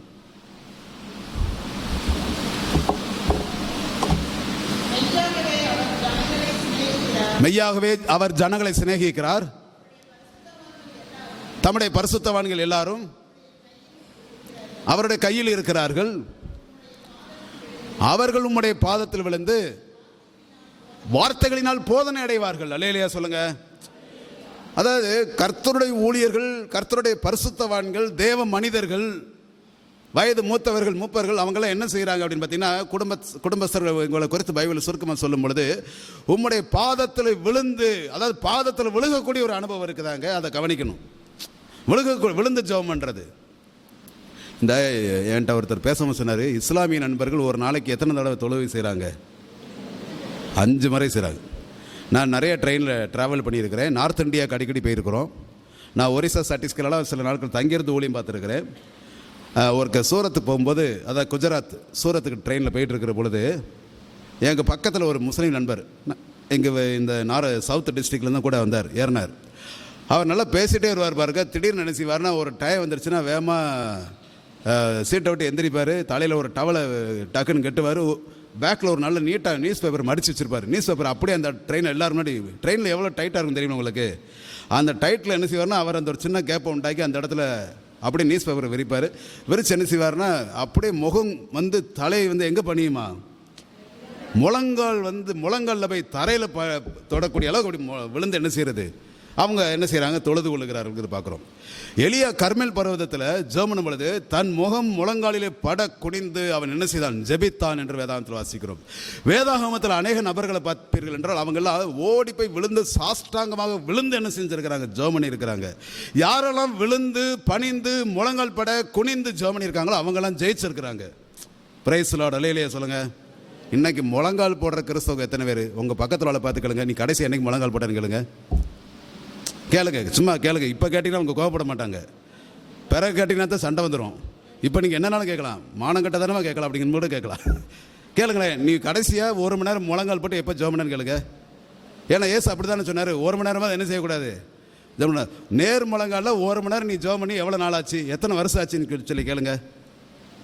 இது சிரிக்க முடியாத கேள்வி இல்லைங்க. இதுதான் நிதர்சனமான கிறிஸ்தவ உலகத்தின் இன்னைக்கு இருக்கிற சகாப்தம், இன்னைக்கு இருக்கிற நிலவரம், கலர் நிலவரம். 1 மணி நேரம் தனி ஜபமே இல்லாதவன்ட்ட போயிட்டு தனியாக எப்படி முழங்கால் போட்டியான்னு கேட்டால் அது கேவலமான ஒரு வார்த்தை மாதிரி அவனுக்கு தெரியும், கேட்குறவனுக்கு தெரியும். இன்னைக்கு நேர்முழங்கால நிற்கிறவங்க எத்தனை பேர், முழங்கால் நின்று ஜெபம் பண்ணுறவங்க எத்தனை பேர், தாழ விழுந்து ஜெபம் பண்ணுறவங்க எத்தனை பேர், பணிந்து கொண்டு. நான் ஜெபம் பண்ணுறேங்க, உங்கள் மத்தியில் பிரசவம் பண்ணுறேன், நான் இல்லாதது உன்னை பிரசவம் பண்ணலை. ஆனால் அதே நேரத்தில் என்கிட்ட சில தருத்தரங்கள் இருக்குது, அதே நான் வெளிப்படையாக சொல்கிறேன். சில நேரம் ஓலையன்னு சொல்லி அழைச்சிக்கிட்டே இருப்பா. அப்போ ஆண்டவர் சொல்லுவார், நீ மார்த்தாள் மாதிரி மாறிக்கிட்டு இருக்கடா, ரொம்ப ஊழியம் உனக்கு ரொம்ப தீவிரமாச்சு, அங்கே பிரசங்கணும் இங்கே பிரசங்கணும், அவரை பார்க்கணும் இவரை பார்க்கணும், இதை செய்யணும், நீ என்ன செய்யலாம்ப்பா, என்னை சந்திக்காமல் நீ என்ன செஞ்சாலும் அது விளங்காதுங்கிறது நீ அறிந்து கொள்ள வேண்டும். இல்லையா சொல்லுங்கள். ஒரு நாளைக்கு காலையில் எந்திரிச்ச உடனே நீங்கள் 1 மணி நேரம் பைபிள் படித்து 1 மணி நேரம் ஜெபம் பண்ணி அன்றைக்கி வெளியே போவீங்கன்னா அந்த நாள் நல்லாயிருக்கும். பைபிளே படிக்காமல் ஜெபமே பண்ணா போனீங்கன்னா அந்த நாள் பூரா உங்களுக்கு விளங்காதுங்கிறது நீங்கள் பார்த்துருப்பீங்க. சொல்கிற புரியுதா உங்களுக்கு? வேற யாரும் இல்லை, வேற யாரும் பார்க்க வேண்டாம். ஒரு கொயர் டீமில் இருக்கிற ஒரு பாடகர் குழு தலைவர், அவர் டெய்லி ப்ராக்டிஸ் பண்ணிகிட்டே இருப்பார். அப்போ அவர் கூட இருக்கிறவங்க கேட்டாங்களா, ஏயா பாடின பாட்டையே திரும்ப திரும்ப எத்தனை தடவை என்ன செய்வீங்க, ரிஹர்சல் பார்த்துக்கிட்டு இருப்பீங்க, எதுக்கு இவ்வளோ ப்ராக்டிஸ் தேவையா அப்படின்னு சொல்லி. அப்போ அவர் சொல்லுவார், நான் ஒருவேளை என்னுடைய டைம் வரும்பொழுது, இந்த மாதிரி சீசன் வரும்பொழுது, பாடம் மேடைக்கு வரும்பொழுது நான் ரெகுலராக ப்ராக்டிஸ் பண்ணுறது பழக்கம் இல்லை. நீங்கள் ப்ராக்டிஸ் பண்ணாமல் வாங்கன்னு சொன்னீங்கன்னா நான் ஏதோ ஒரு 1-2 டைமில் அப்படி ப்ராக்டிஸ் பண்ணாமல் வந்தேன்னா நான் எங்கே தப்பு விட்டுருக்கேங்கிறத நான் கவனிப்பேன், எனக்கு தெரியும். அதே இது தொடர்ச்சியாக நான் ப்ராக்டிஸ் பண்ணாமலே ஒரு ரிஹர்சல் பார்க்காமலே நான் மேடைக்கு வர்றேன்னா நான் என்ன தப்பு பண்ணுறேங்கிறது என்னுடைய சர்க்கிளில் உள்ளவங்களுக்கு என்ன செய்யும், நல்லா தெரியும். எனக்கு அந்த பகுதியே கிடையாது, அந்த பார்ட்டே கிடையாது, நான் ப்ராக்டிஸ் பண்ணுற அனுபவமே கிடையாது அப்படின்னா அங்கே களத்தில் முன்னாடி உட்காந்துருக்கிற எல்லோரும் பார்த்துருவாங்க, கண்டுபிடிச்சிருவாங்க என்கிட்ட இருக்கிற குறைகளை.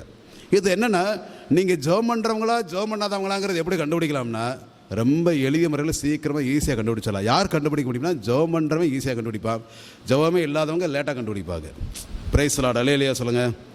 பேசுகிற வார்த்தைகள் இருக்குதுங்க, பேசுகிற வார்த்தை இருக்குது. இப்போ இவ்வளோ நேரம் உங்கள் கூட பேசிக்கிட்டு இருக்கிறேன், நான் ஜெபம் பண்ணுறேன், தேவனை நம்பியிருக்கேன், தேவனை சார்ந்து இருக்கிறேன்னா என்னுடைய வாயின் வார்த்தைகள் எப்படி இருக்குங்கிறத நீங்கள் பார்த்துருவீங்க. நான் மனுஷிகமாக பேசிகிட்டு இருக்கிறேன்னா அதையும் நீங்கள் கண்டுபிடிக்க முடியும். வெளிப்படுத்தின விசேஷம் எபேசு சபைக்கு சொல்லும் பொழுது கர்த்தரோட ஆவியானவர் சொன்னார், தங்களை அப்போஸ்தலர்கள் அல்லாதவர்களை அப்போஸ்தலர் என்று அவர்கள் பொய் சொன்னதை நீ சோதித்து அவர்கள் பொய்யர் என்று நீ கண்டறிந்தாய். ஜனங்கள் கண்டுபிடிச்சிருவாங்க. அப்போ என்ன செய்ய வேண்டியதுன்னா, ஜபம்ங்கிறது அதாவது என்னைக்காவது ஒரு நாள், எப்பயாவது ஒரு நாள், என்னைக்காவது கொஞ்ச நேரம் முழங்கால் போட்டோம்ல, ஒரு முழங்கால் நின்று ஜபிக்கிறத விரும்புகிறவர்களாக நீங்களும் நானும் இருக்க வேண்டும். பிரைஸ் லார்ட், அல்லேலூயா சொல்லுங்க. இன்னும் குனிஞ்சு ஜெபம் பண்ணணுமா, பணிந்து ஜெபம் பண்ண வேண்டும், தாழ விழுந்து ஜெபம் பண்ணணும். பைபிள் அதுக்கு ஒரு நெடுக லிஸ்ட்டே இருக்குது. அந்த லிஸ்ட்டை இப்போ நான் எடுத்து பேச விரும்பலை. மத்தேயு 15 கானானிய ஸ்திரியை பற்றி போட்டிருக்கு, வாசிக்க வேண்டாம், எனக்கு கவனிங்களேன். கானானிய ஸ்திரியை குறித்து பார்க்கும் பொழுது அவள் கேட்டுக்கிட்டே இருக்கிற ஆண்டவர் அதுக்கு நெக்லெக்ட் பண்ணிகிட்டே இருக்கிறார். இல்லை அப்படி இப்படி ஆக்கும், நாய்க்குட்டிக்கு போடலாம் அப்படி இப்படின்னு பேசிகிட்டு இருக்கிறார். ஒரு கட்டத்தில் பார்த்தா சாஷ்டாகமாக விழுந்து என்ன செய்தால், அவரை பணிந்து கொண்டு, ஆமாம் ஆண்டவரே நீங்கள் சொல்கிறது சரிதான், மேஜிலிருந்து விலகும் அந்த துணிக்கு நாய்க்குட்டியில் என்ன செய்யும், தின்னுமே, நீர் எனக்கு இறக்கும். அவள் விழுந்து பணிந்து கொண்டு அவள் இருதயத்தில் இருந்த நம்பிக்கையை பார்த்து கர்த்தர் அற்புதம் செய்தார். மக்னாயும் அப்படி சொல்லி பைபிள் ஒரு இடத்துல வருது, ஆதியாகமத்தில் 35 அதிகாரத்துக்கிட்ட வரும், வாசிக்கொண்டே என்ன கவனிங்க. அந்த மக்னாயும் என்னன்னா, யாக்கோபு தாழ விழுந்து பணிந்து கொண்ட ஒரு இடம், தேவ தூதர் சேனைகள் அவனோடு கூட இருந்த இடம். அல்லேலூயா சொல்லுங்க.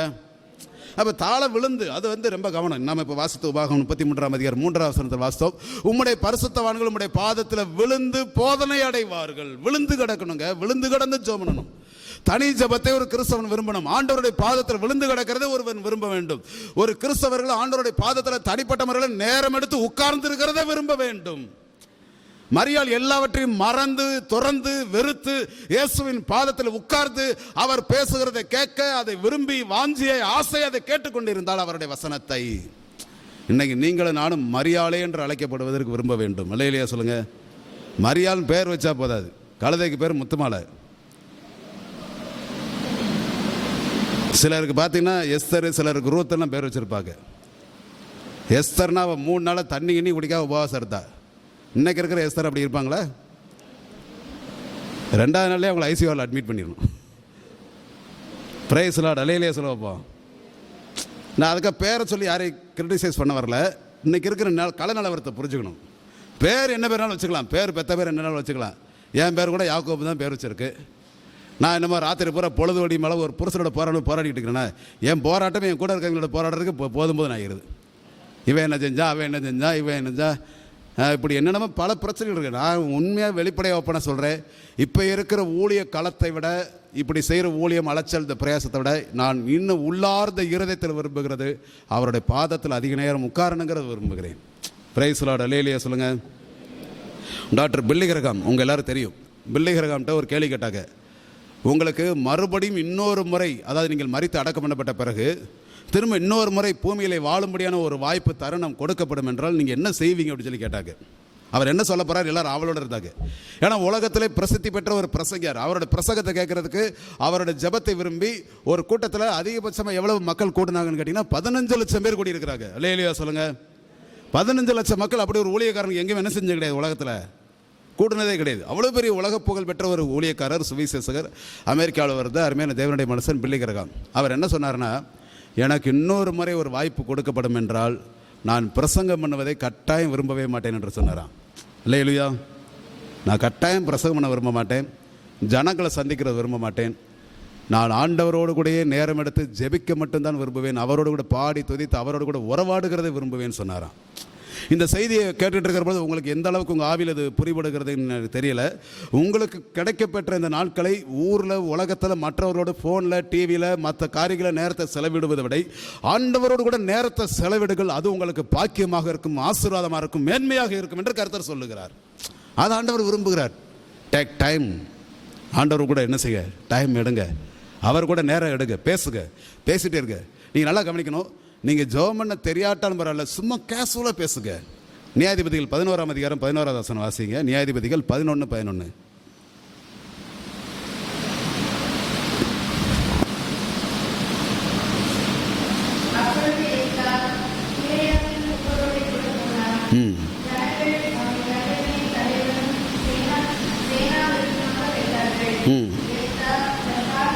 எத்தா தன் காரியங்களை எல்லாம் மிஸ்பாவிலே கர்த்தருடைய சந்நிதியிலே சொன்னான. புரியுதா உங்களுக்கு? அதாவது ஜபம்னா நீங்கள் நிறைய பேர் எப்படி நினச்சிக்கிற கூடாதுன்னா உடனே அங்கே போயிட்டு அந்நிய பாஷை பேசணும், பாடணும், பாவாரிக்க பண்ணணும், துதிக்கணும், அதெல்லாம் உண்டு இல்லைங்களா? அது கரெக்டு, அது செய்யுங்க. நல்லா ஒர்ஷிப் பண்ணுங்க, நல்லா பாடுங்க, அந்நிய பாஷை பேசுங்க, செய்யுங்க. அதாவது சரளமாக என்னால் பேச தெரியல, சரளமாக என்னால் ஜபிக்க தெரியல அப்படிங்கலாம் நமக்கு என்ன வேண்டியதில்லை. ஒரு தகப்பனார்கிட்ட ஒரு பிள்ளை பேசுகிறது போல், ஒரு நண்பர்கிட்ட ஒரு சக நண்பன் பேசுகிறது போல், நமக்கு ஒரு ரோட்டில் வழி கேட்கறதுக்கு ஒருத்தர்கிட்ட இந்த ஊர் போகிற வழி என்னன்னு சொல்லி பேசும்போது எப்படி கேட்போம்? அதுக்கு கிராமரெலாம் வச்சு கேட்போமா? இலக்கடை வச்சு பேசுவோம்? அப்படி கிடையாது, கேஷுவலாக பேசுவோம். எங்கே இப்படி போகிறதுக்கு எப்படி கேட்போம் அப்படின்னு சொல்லி கேட்போம். அப்போ அது மாதிரி ஆண்டவர்கிட்ட பேசும்போது கேஷுவலாக பேசுறதுக்கு என்ன செய்யுங்க, நீங்கள் டைம் எடுத்து பேசுங்க. ஆண்டவரே, எனக்கு வந்து சமீப நாட்களாக எனக்கு நல்ல மனநிலை இல்லை, என் மனசில் நிறைய கவலைகள் இருக்குது, பிரச்சனைகள் இருக்குது, சரியாக பைபிள் படிக்க முடியல, ஜெபம் பண்ண முடியல, எனக்கு சர்ச்சுக்கு போகிறதே விரும்பலை, சில நேரம் பிரசங்கம் கேட்க எனக்கு விருப்பம் இல்லை, எனக்குள்ள ஒரு இருதயத்தில் ஒரு கவலை இருக்குது, வேதனை இருக்குது, பின்மாற்றம் இருக்குது. நீங்கள் எந்த பதில் போராடுறீங்களோ அது கேஷுவலாக சொல்லுங்கள். அதாவது உங்களுக்கு உதவி செய்ய முடியாத ஒரு நல்ல மகா பிரதான ஆசாரியன் நம்முடைய கர்த்தர். அல்லேலூயா சொல்லுங்கள். ஜபம்ங்கிறது அதாங்க. மரியாள் அவர் இடத்துல உட்கார்ந்து அவர் பேசுற பின்பு இவள் பேச, இப்படி 2 பேரும் மாறி பேர் பேசிக்கிட்டே இருந்தார்கள். அந்த தான் சொன்னார், தன்னை விட்டு எடுபடாத நல்ல பங்கை அவள் தெரிந்து கொண்டாள். 2000 வருஷம் ஆன பிறகு இன்னும் அந்த மரியாதை குறித்து நான் பேச முடிகிறது. இயேசுவானார் சொன்ன நல்ல ஒரு சாட்சி, நல்ல கொடுத்த ஒரு சர்டிஃபிகேட். இயேசுவின் இடத்துல கர்த்தரிடத்துல பேசினான் அப்படின்னு வாசிக்கிறோம். மார்க் 3ஆம் அதிகாரம் 14வது வசனம் பார்த்தீங்கன்னா, இயேசுவானவர் தம்முடைய ஊழியத்துக்கு ஆட்களை தெரிந்து கொள்ளும் பொழுது எப்படி தெரிந்து கொண்டார் அப்படிங்கிற ஒரு வழிமுறைகள் சொல்லியிருக்கு. எடுத்து வாசிங்க.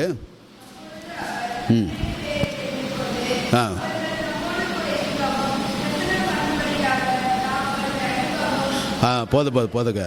அவர் 12 பேரை தெரிந்து கொண்டு அவர்கள் தம்மோடு கூட இருக்கவும். அல்லேலூயா சொல்லுங்க. யார் கூட இருக்கணுமா? அவரோடு கூட இருக்கணும். ஆமாம். ஒருவேளை அவங்கள ஒரு சிலர் சொல்லியிருப்பாங்க. என்ன சொல்லியிருப்பாங்கன்னா, ஆண்டவரே நான் போய் அங்கே கை வச்ச பிசாசில் ஓடுனது, ஆண்டவரே அங்கே போனேன் ஒரு நேம் காலிங் ப்ராப்பசி சொன்னேன் நிறைவேறிடுச்சு, ஆண்டவரே இவங்க மேலே கை வச்ச பேயில ஓடுனது, இந்த அங்கே போனேன் என்னை கூப்பிட்டாங்க, இங்கே போனேன் அதை பண்ணேன். ஏன்னா ஊழியத்தில் நீங்கள் உள்ளே இறங்கிட்டிங்கன்னா அது வந்து ஒரு வித்தியாசமான அனுபவமாக இருக்கும். பிரைஸ் லார்ட் சொல்லுங்கள். இங்கே நீங்கள் அதெல்லாம் பண்ணியிருக்கீங்களா என்னன்னு தெரியல. நீங்கள் எல்லோரும் நிறைய ஒரு வேளை உலகப்படியான வேலை தொழில் பிஸ்னஸ் இப்படி தான் இருப்பீங்கன்னு நினைக்கிறேன். முழு நேர ஊழியத்துக்கு ஒரு கிராமத்துக்கு நீங்கள் ரெகுலராக போய் பழகி பாருங்கள். போயிட்டீங்கன்னா உங்களால் எனது என்ன செய்ய முடியாது, நிறுத்த முடியாது. ஊழியத்துக்கு போகிறது வரைக்கும் தான் கலக்கம் தயக்கம் இருக்கும். நீங்கள் ஜனங்களை சந்திக்க ஆண்டவர் உங்களை பயன்படுத்துகிறாருங்கிற பார்த்துட்டிங்கன்னா உங்களால் என்ன செய்ய முடியாது, சும்மா இருக்க முடியாது. இந்த கிராமம் போகணும், அவங்கள பார்க்கணும், இவங்களை சந்திக்கணும், இவங்களை ஜோம் பண்ணணும், இப்படி டைட் செட்டியில் மாற்றிக்கிறவங்க, அங்கே போகணும் இங்கே போகணும். ஆனால் ஆண்டவர் என்ன சொன்னார்னா, நீ எங்கேயும் போகலப்பா, ஆனால் என் கூட இருக்கிறதா உனக்கு கொடுக்கப்பட்ட வேலை. இல்லையா சொல்லுங்க. அவர் கூட இல்லாமல் ஒரு ஊழியம் கிடையாதுங்க. அவர் கூட இல்லாமல் ஒரு வாழ்க்கை கிடையாதுங்க. அவர் கூட இல்லாமல் ஒரு பிரசங்கம் கிடையாது. அவர் கூட இல்லாமல் ஒரு பாடல் துதி ஆராதனை கிடையாது. ஸ்டான்லி பிரின்ஸுங்கிற ஒரு அருமையான கர்த்தரோட ஊழியக்காரர் சொல்லுவார். என்ன சொல்லுவார்னா, அன்னைக்கு 10 மணி நேரம் ஜோம் பண்ணாங்க, 10 நிமிஷம் பிரசங்கம் பண்ணாங்க, ஜனங்கள் 1000 ரசிக்கப்பட்டாங்க. இன்னைக்கு 10 மணி நேரம் பிரசங்கம் பண்றான், ஆனால் ஜனங்கள் ஒருத்தரும் ரசிக்கப்பட மாட்டேங்கிறான். காரணம் என்னவென்றால், பிரசங்கம் பண்ணக்கூடிய பிரசங்கியார்கிட்டே ஜெப வாழ்க்கை கிடையாது. மேடையில் நின்று பலிபீடத்தில் இருந்து மரண வாசனை வீசி கொண்டிருக்கிறார்கள் என்று லியோனார்டோ ராவின்கள் எழுதுகிறார். இன்னைக்கு ஜெபமே இல்லாத கொயர் டீம் இருக்குது, ஜெபமே இல்லாத ஊழியக்காரன் இருக்கிறார், ஜெபமே இல்லாத பிரசங்கியா இருக்கிறான், ஜெபமே இல்லாத ஜபிக்கிறவங்க போல காண்பிக்கிறவர்கள் எத்தனை பேர் இருக்கிறாங்க. இன்னைக்கு வந்து மேடை வந்து பெர்ஃபார்மன்ஸ் கரெக்டாக இருக்குது. வரிசை எப்படி நல்லா அதை பண்ணு, பேட்ராப் இப்படி போட்டு, லைட்டை போடு, நல்லா இப்படி பிஎஸ் சிஸ்டம் இப்படி இருக்கட்டும், எல்லாம் ஹாலில் ஏசியெல்லாம் போட்டாச்சா, எல்லாம் கரெக்டாக இருக்கா, ரைட்டு புகையை போட்டாச்சா, எல்லாம் போதா அப்படின்ட்டு என்ன செய்யணும். இப்படிலாம் பெர்ஃபார்மன்ஸுக்கு குறைவே கிடையாது. ஆனால் இந்த ஆட்களை தனியாக கூப்பிட்டு நீ எவ்வளோ நேரம் ஜோம் பண்ண நேற்று அப்படின்னு கேட்டிங்கன்னா அவங்க என்ன செய்வாங்க, ஒன்று பல்ல காட்டுவான், இல்லைன்னா தலையை குனிஞ்சுக்குருவான். டிஜி சனகரன் அவர்களை குறித்து சொன்ன ஒரு அருமையான சாட்சி, ஒரு செய்தியை கேள்விப்பட்டேன். அவர் வங்கியில் அதிகாரியாக வேலை செய்யும் பொழுது அவருடைய வங்கி விஷயமாக, பேங்க் விஷயமாக மகாராஷ்டிரா நாக்பூருக்கு ஒரு போக வேண்டியது இருந்தது. அவரோட கூட வேலை செய்கிற ஒரு பிராமின் சகோதரர், அவரோட கூட வேலை செய்கிற ஒரு எம்ப்ளாயி. அப்போ 2 பேரும் ட்ரெயினில் போய் அந்த நாக்பூரில் ஒரு 2-3 நாள் தங்கியிருந்தாங்க. இந்த பிராமின் என்ன செய்வார்னா, கரெக்டாக 9 மணிக்கெலாம் சாப்பிட்டுட்டு 9:30 படுத்துருவார். ஏன்னா அவங்க டைம் பன்சுவாலிட்டியை ஃபாலோ பண்ணுறவங்க. காலையில் 4-5 மணிக்கெலாம் எந்திரிப்பாங்க. இவர் என்ன செய்வார்னா, அவர் சாப்பிட்டு தூங்குறவரை வெயிட் பண்ணுவாராம். ஒரே ரூமில் தான் 2 பேர் தங்கியிருக்கிறாங்க. இவர் என்ன செய்வார்னா, நைட்டு 10 மணிக்கு பிறகு முழங்கால் போட ஆரம்பித்து விடிய 4 மணி 5 மணி வரைக்கும் நேர் முழங்கால்னு முணு மெதுவாக பேசிகிட்டே ஜோம் பண்ணிகிட்டே இருப்பாராம். இந்த பிராமின் அடிக்கடி எந்திரிச்சு முழிச்சு பார்ப்பாராம். பார்க்கும்போது என்னடா இவர் இப்படி இவ்வளவா ஆண்டவர் மேலே இவ்வளோ ஐக்கிய வழிபாடு இருக்குது அப்படி சொல்லி நினைப்பாராம். கேட்பாரா என்னங்க அப்படின்னு. இல்லை, நாளைக்கு ஒரு காட்டேஜ் பிரே இருக்குது, அங்கே ஒரு 1/2 மணி நேரம் பேச வேண்டியிருக்கு, அந்த 1/2 மணி நேரம் செய்தி கொடுக்கறதுல நான் இன்றைக்கி ஆயத்தமாகிட்டு இருக்கேன் அப்படின்பாரான். 1/2 மணி நேரம் செய்தி கொடுப்பதற்கு 7 மணி நேரம் முழங்கால நின்னதுனால தான் கர்த்தர் அவர் வல்லமையாக பயன்படுத்தி இருக்கிறார். இல்லையா சொல்லுங்க. ஆமாம், இதை பிரசவம் தான் எனக்கு கேவலமாக இருக்குது. நான் அப்படி 7 மணி நேரம் என்ன செஞ்ச கிடையாது, முழங்கால் நின்ன கிடையாது. வெக்கமான ஒரு அனுபவம். ஆனால் ஒரு உதாரணத்தை நான் சொல்லும் பொழுது, இந்த அப்பியாசத்தை நாமளும் அப்பியாசிக்க வேண்டும் என்று கர்த்தர் நம்மிடத்தில் எதிர்பார்க்கின்றார். இங்கே நீங்கள் ஒரு ப்ரேயர் நடத்துறீங்களா, ஒரு பாட்டு பாடுறீங்களா, நல்லா ப்ரேயர் பண்ணிவாங்க. ஒரு பிரசங்கம் பண்ணுறீங்களா, நல்லா பவர்ஃபுல்லாக நல்லா ப்ரேயர்ஃபுல்லாக வந்து நில்லுங்க. ஆமேன்னு சொல்லுங்க. அப்போ கர்த்தர் நம்ம கூட இருக்கணும். அப்படி தான் இருக்கணும் ஒரு ஊழியம்னா. சும்மா வந்தான் போனால் வச்சா. இப்போ நாங்கள் ஒரு எங்கள் ப்ரேயர் கார்டு கொடுப்பாங்க, வாங்கிக்கோங்க. 1,20,000 பேர் வாலிபரில் கூட்ட போகிறோம்னா அதுக்கு எவ்வளோ ப்ரேயர் வேணும். டெய்லி காலையிலேருந்து நைட்டு வரை எங்கள் ஆட்களை போட்டு மாறி ப்ரேயர்னு எங்கள் ஆட்களை நொந்து வெந்து ஒன்று ஊழியத்தில் இருக்கணும், இல்லைன்னா ஊழியத்திட்ட என்ன செஞ்சிடணும், ஓடி போயிடணும். டூ ஆர் டை, ஒன்று செய்ய அல்லது செத்து முடிக்கிற மாதிரி. ஒன்று ஆண்டவருக்காக வேலை செய்ய முடியும்னா ஊழியத்து களத்தில் இருக்கு, இல்லைன்னா பழையபடி வேலைக்கு போயிருக்கிற அளவுக்கு தான் அந்த அளவுக்கு ப்ரேயர் டார்ச்சர்.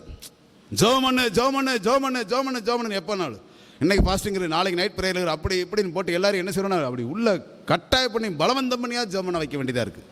ஏன்னா அநேகருடைய கண்ணீர்களும் அநேகருடைய முழங்கால்களும் அநேகருடைய இருதயம் உடைந்த ஜெபம்ன்ற ஜெபங்கள் தான் நிறைய வாலிபர்களின் ரட்சிப்புக்கு ஏதுவாக இருக்கும். நம்மகிட்ட ஒரு பெரிய நெட்வொர்க் இருக்குது, நம்மகிட்ட ஒரு பெரிய பேக்ரவுண்ட் இருக்குது, நம்மகிட்ட வந்து பெரிய அளவில் ஆட்கள் இருக்கிறாங்க, அதனால் ஒரு மீட்டிங் நடத்திடலாம், கையில் கோடிகள் இருக்குது அதனால நடத்திடலாம் கிடையாது. கோடிகள் வச்சிருந்தாலும் மீட்டிங் நடத்த முடியாமல் சும்மா உட்காந்து இருக்கிற எத்தனை பேர் இருக்கிறாங்க? இருக்காங்களா இல்லையாங்க? இருக்காங்களா இல்லையா? ஏன்னா ஊழியத்துக்கு கோடிகளோ லட்சங்கள் அல்ல, முழங்கால்கள் ஜெபங்கள் ரொம்ப தேவை. முழங்கால் ஜெபம் இல்லாத ஒருத்தர் ஊழியமே செய்ய முடியாது. அதனால தான் கர்த்தர் சொன்னார், தம்மோடு கூட இருக்கவும் அவர்களை தெரிந்து கொண்டார். ஊழியத்துடைய பிரதான பகுதியே நான் பாட்டு பாடினேன், நான் பிரசங்கம் பண்ணேன், அதை செஞ்சேன் இதை செஞ்சேன், அதெல்லாம் இருக்கட்டும்பா, நீ என் கூட எவ்வளோ நேரப்பா இருந்த அதை மட்டும் நீ பேசுப்பா, வேற எதுவும் பேசாத. இன்றைக்கி நீ ஜெபமே பண்ணலையா, அப்போ நீ பண்ண பிரசங்கம் வேஸ்ட்டு. பைபிள் படிக்கலையா, பைபிளை நீ தொடலையா, பைபிள் வாசிக்காமலே நீ பிரசங்கம் பண்ண வந்திருக்கிறியா, அது அதை விட கேவலம். நீ பேசுகிறது தேவனுடைய வார்த்தை, அந்த தேவனுடைய வார்த்தையில் நீ எவ்வளோ அதிகாரம், எத்தனை அதிகாரம் வாசிக்கிற? நான் இன்னொரு நாள் கர்த்தர் சித்தமாக இருந்தால் பைபிளை பற்றி உங்களுக்கு பிரசங்கம் பண்ணுறேன். இல்லையா சொல்லுங்க. இன்னைக்கு ப்ரேயரை பற்றி பேசிக்கிட்டு இருக்கிறேன். பைபிளில் எப்படி 4 மனசு தியானிக்கணும், எப்படி விழுந்து கிடக்கணும், போதனை அடையணும். அப்போ பார்க்குறோம்னா மார்க் 3:14 அவர்களை தம்மோடு கூட இருக்க வைத்து கொண்டார். இன்னொரு வசனத்தை வாசிப்போம். 1 சாமுவேல் 1:15 ஒரு அருமையான சகோதரியாக சொல்லுகிற வார்த்தையை நம்ம கவனிக்க போகிறோம். வாசிப்போம். 1 சாமுவேல் 1ஆம் அதிகாரம் 15வது வசனம்.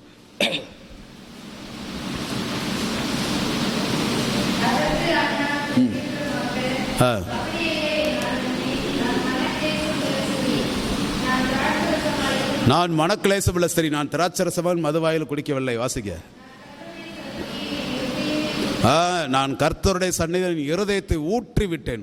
ஊற்றி ஜெபிக்கிற ஜபங்க இதெல்லாம் நான் பேசுகிறேன், ஆனால் நானே பண்ணணும்னு விரும்புகிறேன். இருதய ஊற்றி ஜெபம் பண்ணுறேன்னா புரியுதா உங்களுக்கு? அப்படியே உடஞ்சி அழுது வேதனைப்பட்டு அம்பாயத்தம்பாயப்பட்டு. இந்த அருமையான சகோதரி பிரேயர் நடத்தும்போது ஒரு பாயிண்ட் சொன்னாங்க, அதை எத்தனை பேர் கவனிச்சிங்கன்னு தெரில. ஒரு மிஷினரியாக இருக்கிறவங்களுக்கு என்ன விதமான மன அழுத்தங்கள் இருக்குங்கிறத ஒரு ஓரத்தில் அவங்க லைட்டாக டச் பண்ணி போனாங்க. ஃபேமிலி விட்டு பிரிஞ்சிருக்கணும், இன்னும் பார்த்தீங்கன்னா குடும்ப உறவுகளை அதன் நிமித்தம் இழந்திருப்பாங்க. சொல்கிற புரியுதா உங்களுக்கு? மிஷினரி இப்போ உங்கள் மத்தியில் பிரசங்கம் பண்ணுறேன்னா என்னுடைய மனைவி 5 வருஷத்துக்கு முன்னாடி மரித்து விட்டாள். அப்போ நம்ம ஒரு தனியாக சிங்கிளாக இருந்து எங்கள் பிள்ளைகள் 2 பிள்ளைகளுக்கு சிங்கிள் பேரண்டாக நான் இருந்து அவங்க சாப்பிட்டாங்களா, குடித்தாங்களா, சமையல் பண்ணாங்களா, சாப்பிட்டாங்களா, எங்கே இருக்கிறாங்க, அது கேட்குற பெருசு. நான் டெய்லி இப்படி ஊராக போயிட்டுருக்கிறேன். அவன் ஒரு பக்கம் காலேஜில் இருக்கான், பொண்ணு ஒரு பக்கம் இன்னொரு காலேஜில் ஹாஸ்டலில் இருக்கிறா. நம்முடைய வாழ்க்கையை 3 இடத்துல இருக்கிறோம். ஆனால் இதன் மத்தியில் ஊழியம் செய்யணும் பாருங்க. மன அழுத்த வேதனைங்கிறது நிறையா இருக்குது.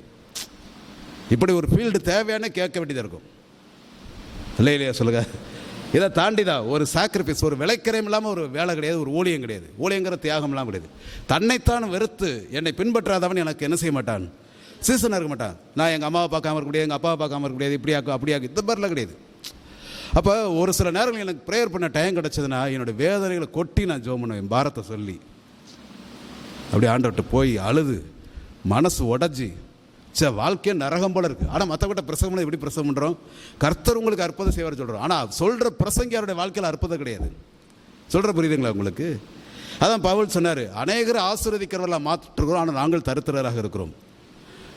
அநேகருக்கு நாங்கள் அறியப்படாதவர்களாக இருக்கிறோம், ஆனால் நாங்கள் நன்றாய் அறியப்பட்டவர்களாக தான் நாங்கள் இருக்கிறோம். பவுல் கொரிந்தியர் 6 எழுதுகிறார், கிறிஸ்துவின் உக்கிரானக்காரனாக இந்த செய்தி எழுதுகிறார் சொல்லி ஒரு பெரிய லிஸ்டே போட்டு எழுதுகிறார். நிறைய எழுதுகிறார்.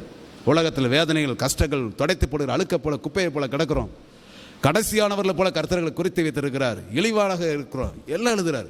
நாய் வேஷம் பட்டாச்சு கொலைச்சிதாகணும், கழுது வேஷப்பட்டாச்சு கணச்சிதாகணும், ஊழியத்துக்கு வந்தாச்சு, எல்லா அனுபவங்கள், எல்லா பாடுகள்.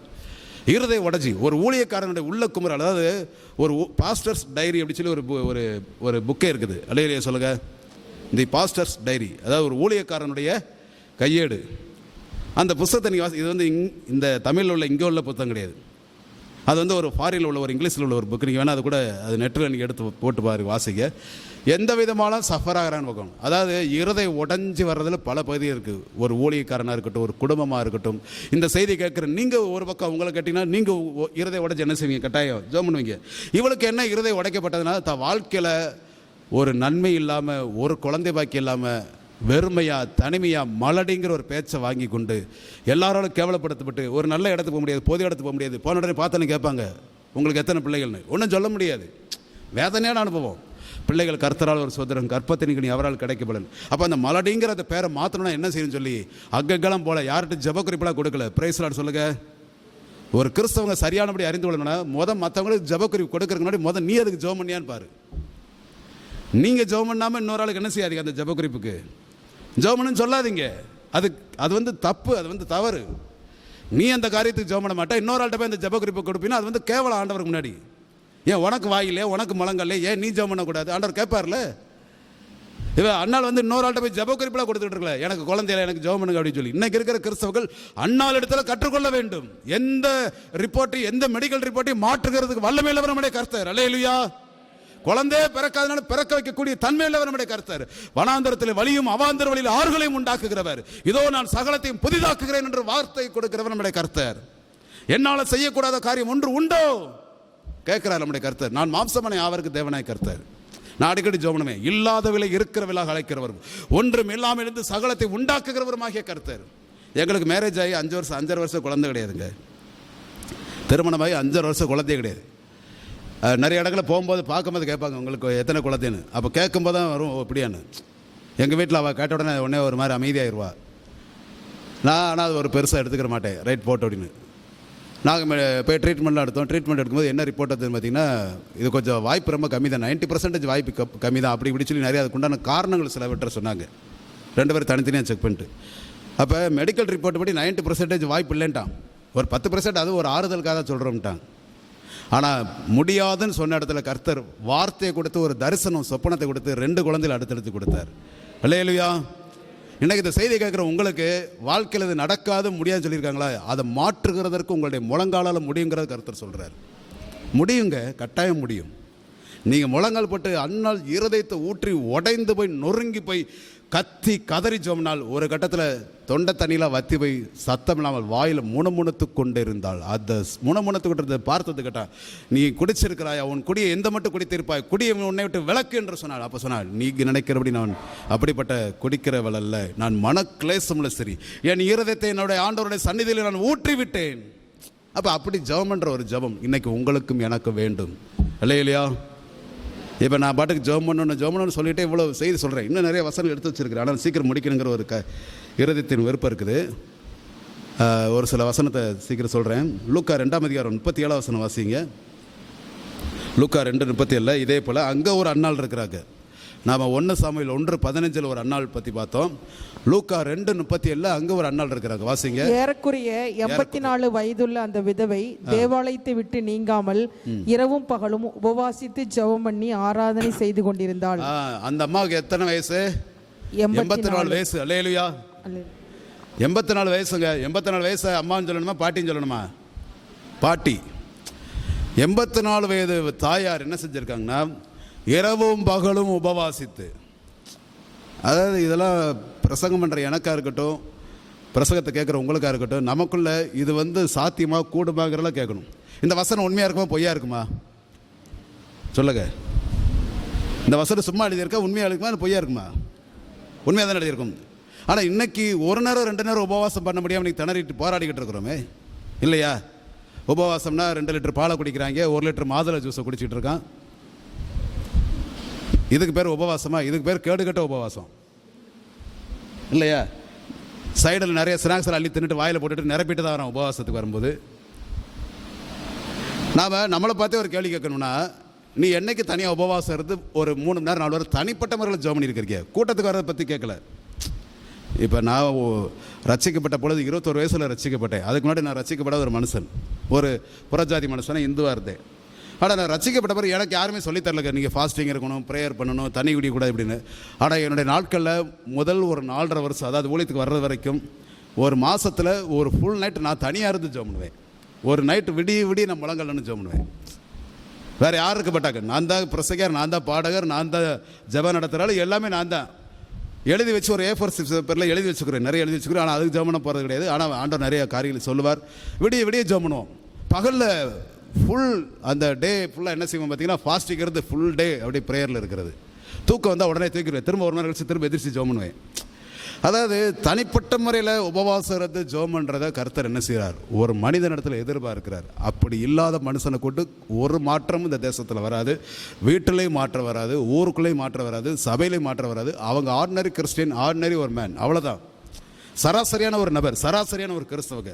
அவங்க சபைக்கு போவாங்க, காணிக்க போடுவாங்க, கூட்டத்தில் நிற்பாங்க, கையை தூக்குவாங்க, உட்காருவாங்க, எந்திரிப்பாங்க, எல்லாம் செய்வாங்க. ஆனால் அவங்கன்றது நீங்கள் கர்த்தருக்குள்ளே நல்ல விசேஷமான பலன் என்ன செய்ய முடியாது, எதிர்பார்க்க முடியாது. ஏனென்றால் அவங்களுக்கும் ஆண்டவருக்கு என்ன கிடையாது, தொடர்புகள் ரொம்ப குறைவாக இருக்குது. நீங்கள் அழைக்கும் நபர் தொடர்பு எல்லைக்கு வெளியே இருக்கிறார். எப்பயாவது உள்ளவர் வர்றதுக்கு வாய்ப்பே கிடையாது. ஏன்னா அவருக்கு அந்த இருதயம் இருந்தால் தானே வருவார். நிறைய பேருக்கு ஆண்டவருக்கு அவங்களுக்கு கனெக்ஷனே கிடையாதுங்க, தொடர்பே கிடையாதுங்க. இப்போ நீங்கள் நிறைய பேசுவேன், நான் நேரம் சுருக்க முடிச்சிடறேன். யாருக்கு ஆண்டவர் நல்ல சொப்பனங்களை தரிசனங்களையும் காட்டுகிறார்? வர்றவன் போகிறவன், தெருவில் போகிற வர்றவங்களும் ஆண்டவர் பேசுகிறாரா? சொப்பனங்கள் தரிசனம் எல்லாருக்கும் உண்டாகிருமா? யாருக்கு ஆண்டவர் பேசுவார், தீர்க்க தரிசனம் பேசுவார், வார்த்தைகளை கொடுப்பார், வசனங்களை கொடுப்பார்னா, நல்ல ப்ரேயர்ஃபுல்லாக இருக்கிறவங்கள்ட்ட ஆண்டவர் என்ன செய்வார், பேசுவார். நீங்கள் யாருக்காக ஜெபம் பண்ணுறீங்களோ அந்த ஆளை குறித்து உங்ககிட்ட பேசுவார். நீங்கள் எதுக்காக அழுது கட்டுறீங்களோ அந்த காரியத்தில் உண்டான தீர்வை பற்றி உங்கள்கிட்ட பேசுவார். நீங்கள் எந்த விஷயத்தில் எஃபர்ட் எடுக்கிறீங்களோ அந்த எஃபர்ட் எடுக்கிற விஷயத்தை பற்றி உங்கள் கூட முகமுகமாய் பேசுவார். சிலருக்கு வருத்தம் இருக்கும், என்கிட்ட ஆண்டவர் பேசுறது கிடையாது, சொப்பன மாதிரி தரிசனம் ஏன் கிடையாதுன்னு அதை நீங்கள் ரீகால் பண்ணி பாருங்கள். நீங்களும் ஆண்டவர்கிட்ட கேட்டு பாருங்கள், ஏன் ஆண்டவரே சாமி என்கிட்ட பேச மாட்டேங்கிறீங்க? யாரும் சொல்கிறாங்க கனவு கண்டேங்கிறான், சொப்பனம் கண்டேங்கிறான், தரிசனம் கண்டேங்கிறான், இயேசுவை பார்த்தேங்கிறான், தரிசனத்தில் அவரை தரிசித்தேங்கிறாங்க. ஆனால் என்கிட்ட ஏன் பேச மாட்டேங்கிறீங்க? கேட்கணும், நான் கேட்கணும், நம்ம கேட்கணும். ஆனால் உங்ககிட்ட பேசுகிற எனக்கு நல்ல அனுபவத்தை கருத்தர் கிருபையாக கொடுத்துருக்கிறார். நான் தாழ்மையாக சொல்கிறேன். நிறைய ஆண்டவர் பேசுகிறார், சொப்பனத்தில் தரிசனத்தில் என்கிட்ட இருக்கிற குறைவில் நிறைய நேரம் பேசுகிறார். நீ இப்படி இருக்கிறப்பா, சில விஷயத்தில் சரியில்லை, அதையும் என்கிட்ட சொல்கிறார், சுட்டி காண்பிக்கிறார். அப்போ நம்ம கவனிக்கிற பொழுது ஜெப வாழ்க்கை எவ்வளோ முக்கியம் அப்படி கவனிக்கிறோம். நம்ம அண்ணாளுங்கிற விதவையை பார்க்குறோம். ஏறக்குறைய அந்த அண்ணாள் என்கிற விதவை 84 வயதுள்ள அந்த விதவை இரவும் பகலும் உபவாசித்து தேவனை நோக்கி என்ன செய்வாள்? ஆராதித்து கொண்டிருந்தாள். அவள் உபவாசித்தாள், ஜெபித்தாள், ஆராதித்தாள். அழகாக அந்த பெண்ணை குறித்து, அந்த வயதான தாயாரை குறித்து செய்தி என்ன செய்ய முடிகிறது? வாசிக்க முடிகிறது. இன்றைக்கி பார்த்தீங்கன்னா இன்றைக்கி 1 மணி நேரம் ஒரு பிரசங்கம் கூடிருச்சு, ஒரு கூட்டம் கூடிருச்சுனாலே நிறைய பேருக்கு எப்படி ஆயிடுது? இன்றைக்கி இருக்கிற கிறிஸ்தவங்களுக்கு டென்ஷன் ஆகிடுறாங்க. நான் ஒரு எங்களுடைய பைபிள் காலேஜில் அந்த டைமில் வர வேண்டிய போதகர், அந்த ப்ரீச்சர் வரல. அதுக்கு போய் என்ன ஸ்பேரை மாற்றி விட்டாங்க, இந்த ஸ்டெப்னி மாதிரி. போய் நீ போய் பேசி அப்படின்னாங்க. பொதுவாக நம்மளை நிறைய இடத்துல அப்படி பயன்படுத்துவாங்க. திடீர் பிரசங்கியார், அதிரடி பிரசங்கியார், அதே இவர் எவரடி பிரசங்கியாராக இருக்கணும். இங்கே பாயிண்டெல்லாம் கொடுக்க மாட்டா, தலைப்பெல்லாம் சொல்ல மாட்டா, திடீர்னு என்ன செய்யணும்? பிரசங்கம் பண்ணணும். அப்போ நீ போய் என்ன செய்ய பிரசங்கம் பண்ணி அனுப்பிவிட்டாச்சு. நானும் சரின்னு கிளம்பி போயிட்டேன். போயாச்சுன்னா நான் பிரசங்கம் பண்ணிக்கிட்டு இருக்கிறேன். பிரசங்கம் பண்ணும்போது முன்னாடி ஒருத்தர் உட்காந்து அழுதுகிட்டு இருக்கிறார். அல்லேலூயா அழுதுகிட்டு இருக்கிறாருன்னா அதை பார்த்த உடனே எனக்கு ஒரு மாதிரி யோசனையாச்சு, இவர் எதுக்கிட்ட உட்காந்து அழுதுகிட்டு இருக்கிறார் நம்ம பிரசவத்துக்கிட்டு, நம்ம அப்படி அழுகக்கூடிய அளவு பிரசங்கம் பண்ணலை அப்படின்னு சொல்லி. அப்போ செய்தியெல்லாம் முடிச்சு எல்லோரும் வெளியே போயிட்டு இருந்தாங்க. அவர் எதிர்த்து முன்னாடி வந்தார். ஐயா என்னை பிரசங்கத்தில் அழ வச்சுட்டீங்க அப்படின்னாரு. அப்போ நான் மனசில் யோசிச்சுட்டு இருந்தேன், எதுக்கு என்ன சொல்ல வர்றாரு ஒன்றும் புரியலை அப்படின்னு. நான் இன்னும் என்ன யோசிக்கிறேன்னா, நம்ம அப்படி பிரசவம் பண்ணி இவருடைய இருதயம் எதில் அசைக்கப்பட்டது அப்படின்னு சொல்லி. அப்போ அவர் சொல்கிறாரு, எனக்கு சுகர் பிரச்சனையா, டயத்துக்கு சாப்பிடணும். பாவி நீ பாட்டுக்கு ரொம்ப நேரம் பிரசவம் பண்ணிகிட்டு இருக்க, நான் எப்போ சாப்பிட்றது? 1/2 மணி நேரம் 1/4 மணி நேரம் பிரசவம் கூடிருச்சுனாலே வயிறு கூப்பிடுது, பசி தாங்க முடியல. பசி தாங்க மாட்டாத கிறிஸ்தவர்களாக இருக்கிறாங்க. சொல்கிற புரியுது உங்களுக்கு? டயத்துக்கு என்ன செய்யணும்? சாப்பிடணும், டயத்துக்கு தூங்கணும். இப்படிப்பட்ட கிறிஸ்தவர்கிட்ட ஜெப வாழ்க்கை என்ன செய்ய முடியாது? எதிர்பார்க்கவே முடியாது. இன்றைக்கி ஆண்டவர் உங்கள்கிட்ட பேசிகிட்டு இருக்கிறார். நாம் என்ன இருக்கிறோம், எப்படி ஜெபிக்கணும் அப்படின்னு கேட்டிங்கன்னா, ஜெபம் பண்ணணும்னா இன்றைக்கி நிறைய வசனம் எடுத்துருக்குன்னு பேசுகிறதுக்கு நமக்கு நேரங்களில். சரி, யார் ஜெபம் பண்ண முடியும் அப்படிங்கிறத சொல்கிறேன். சில வசனம் நீங்கள் வாசிக்க வேண்டாம்.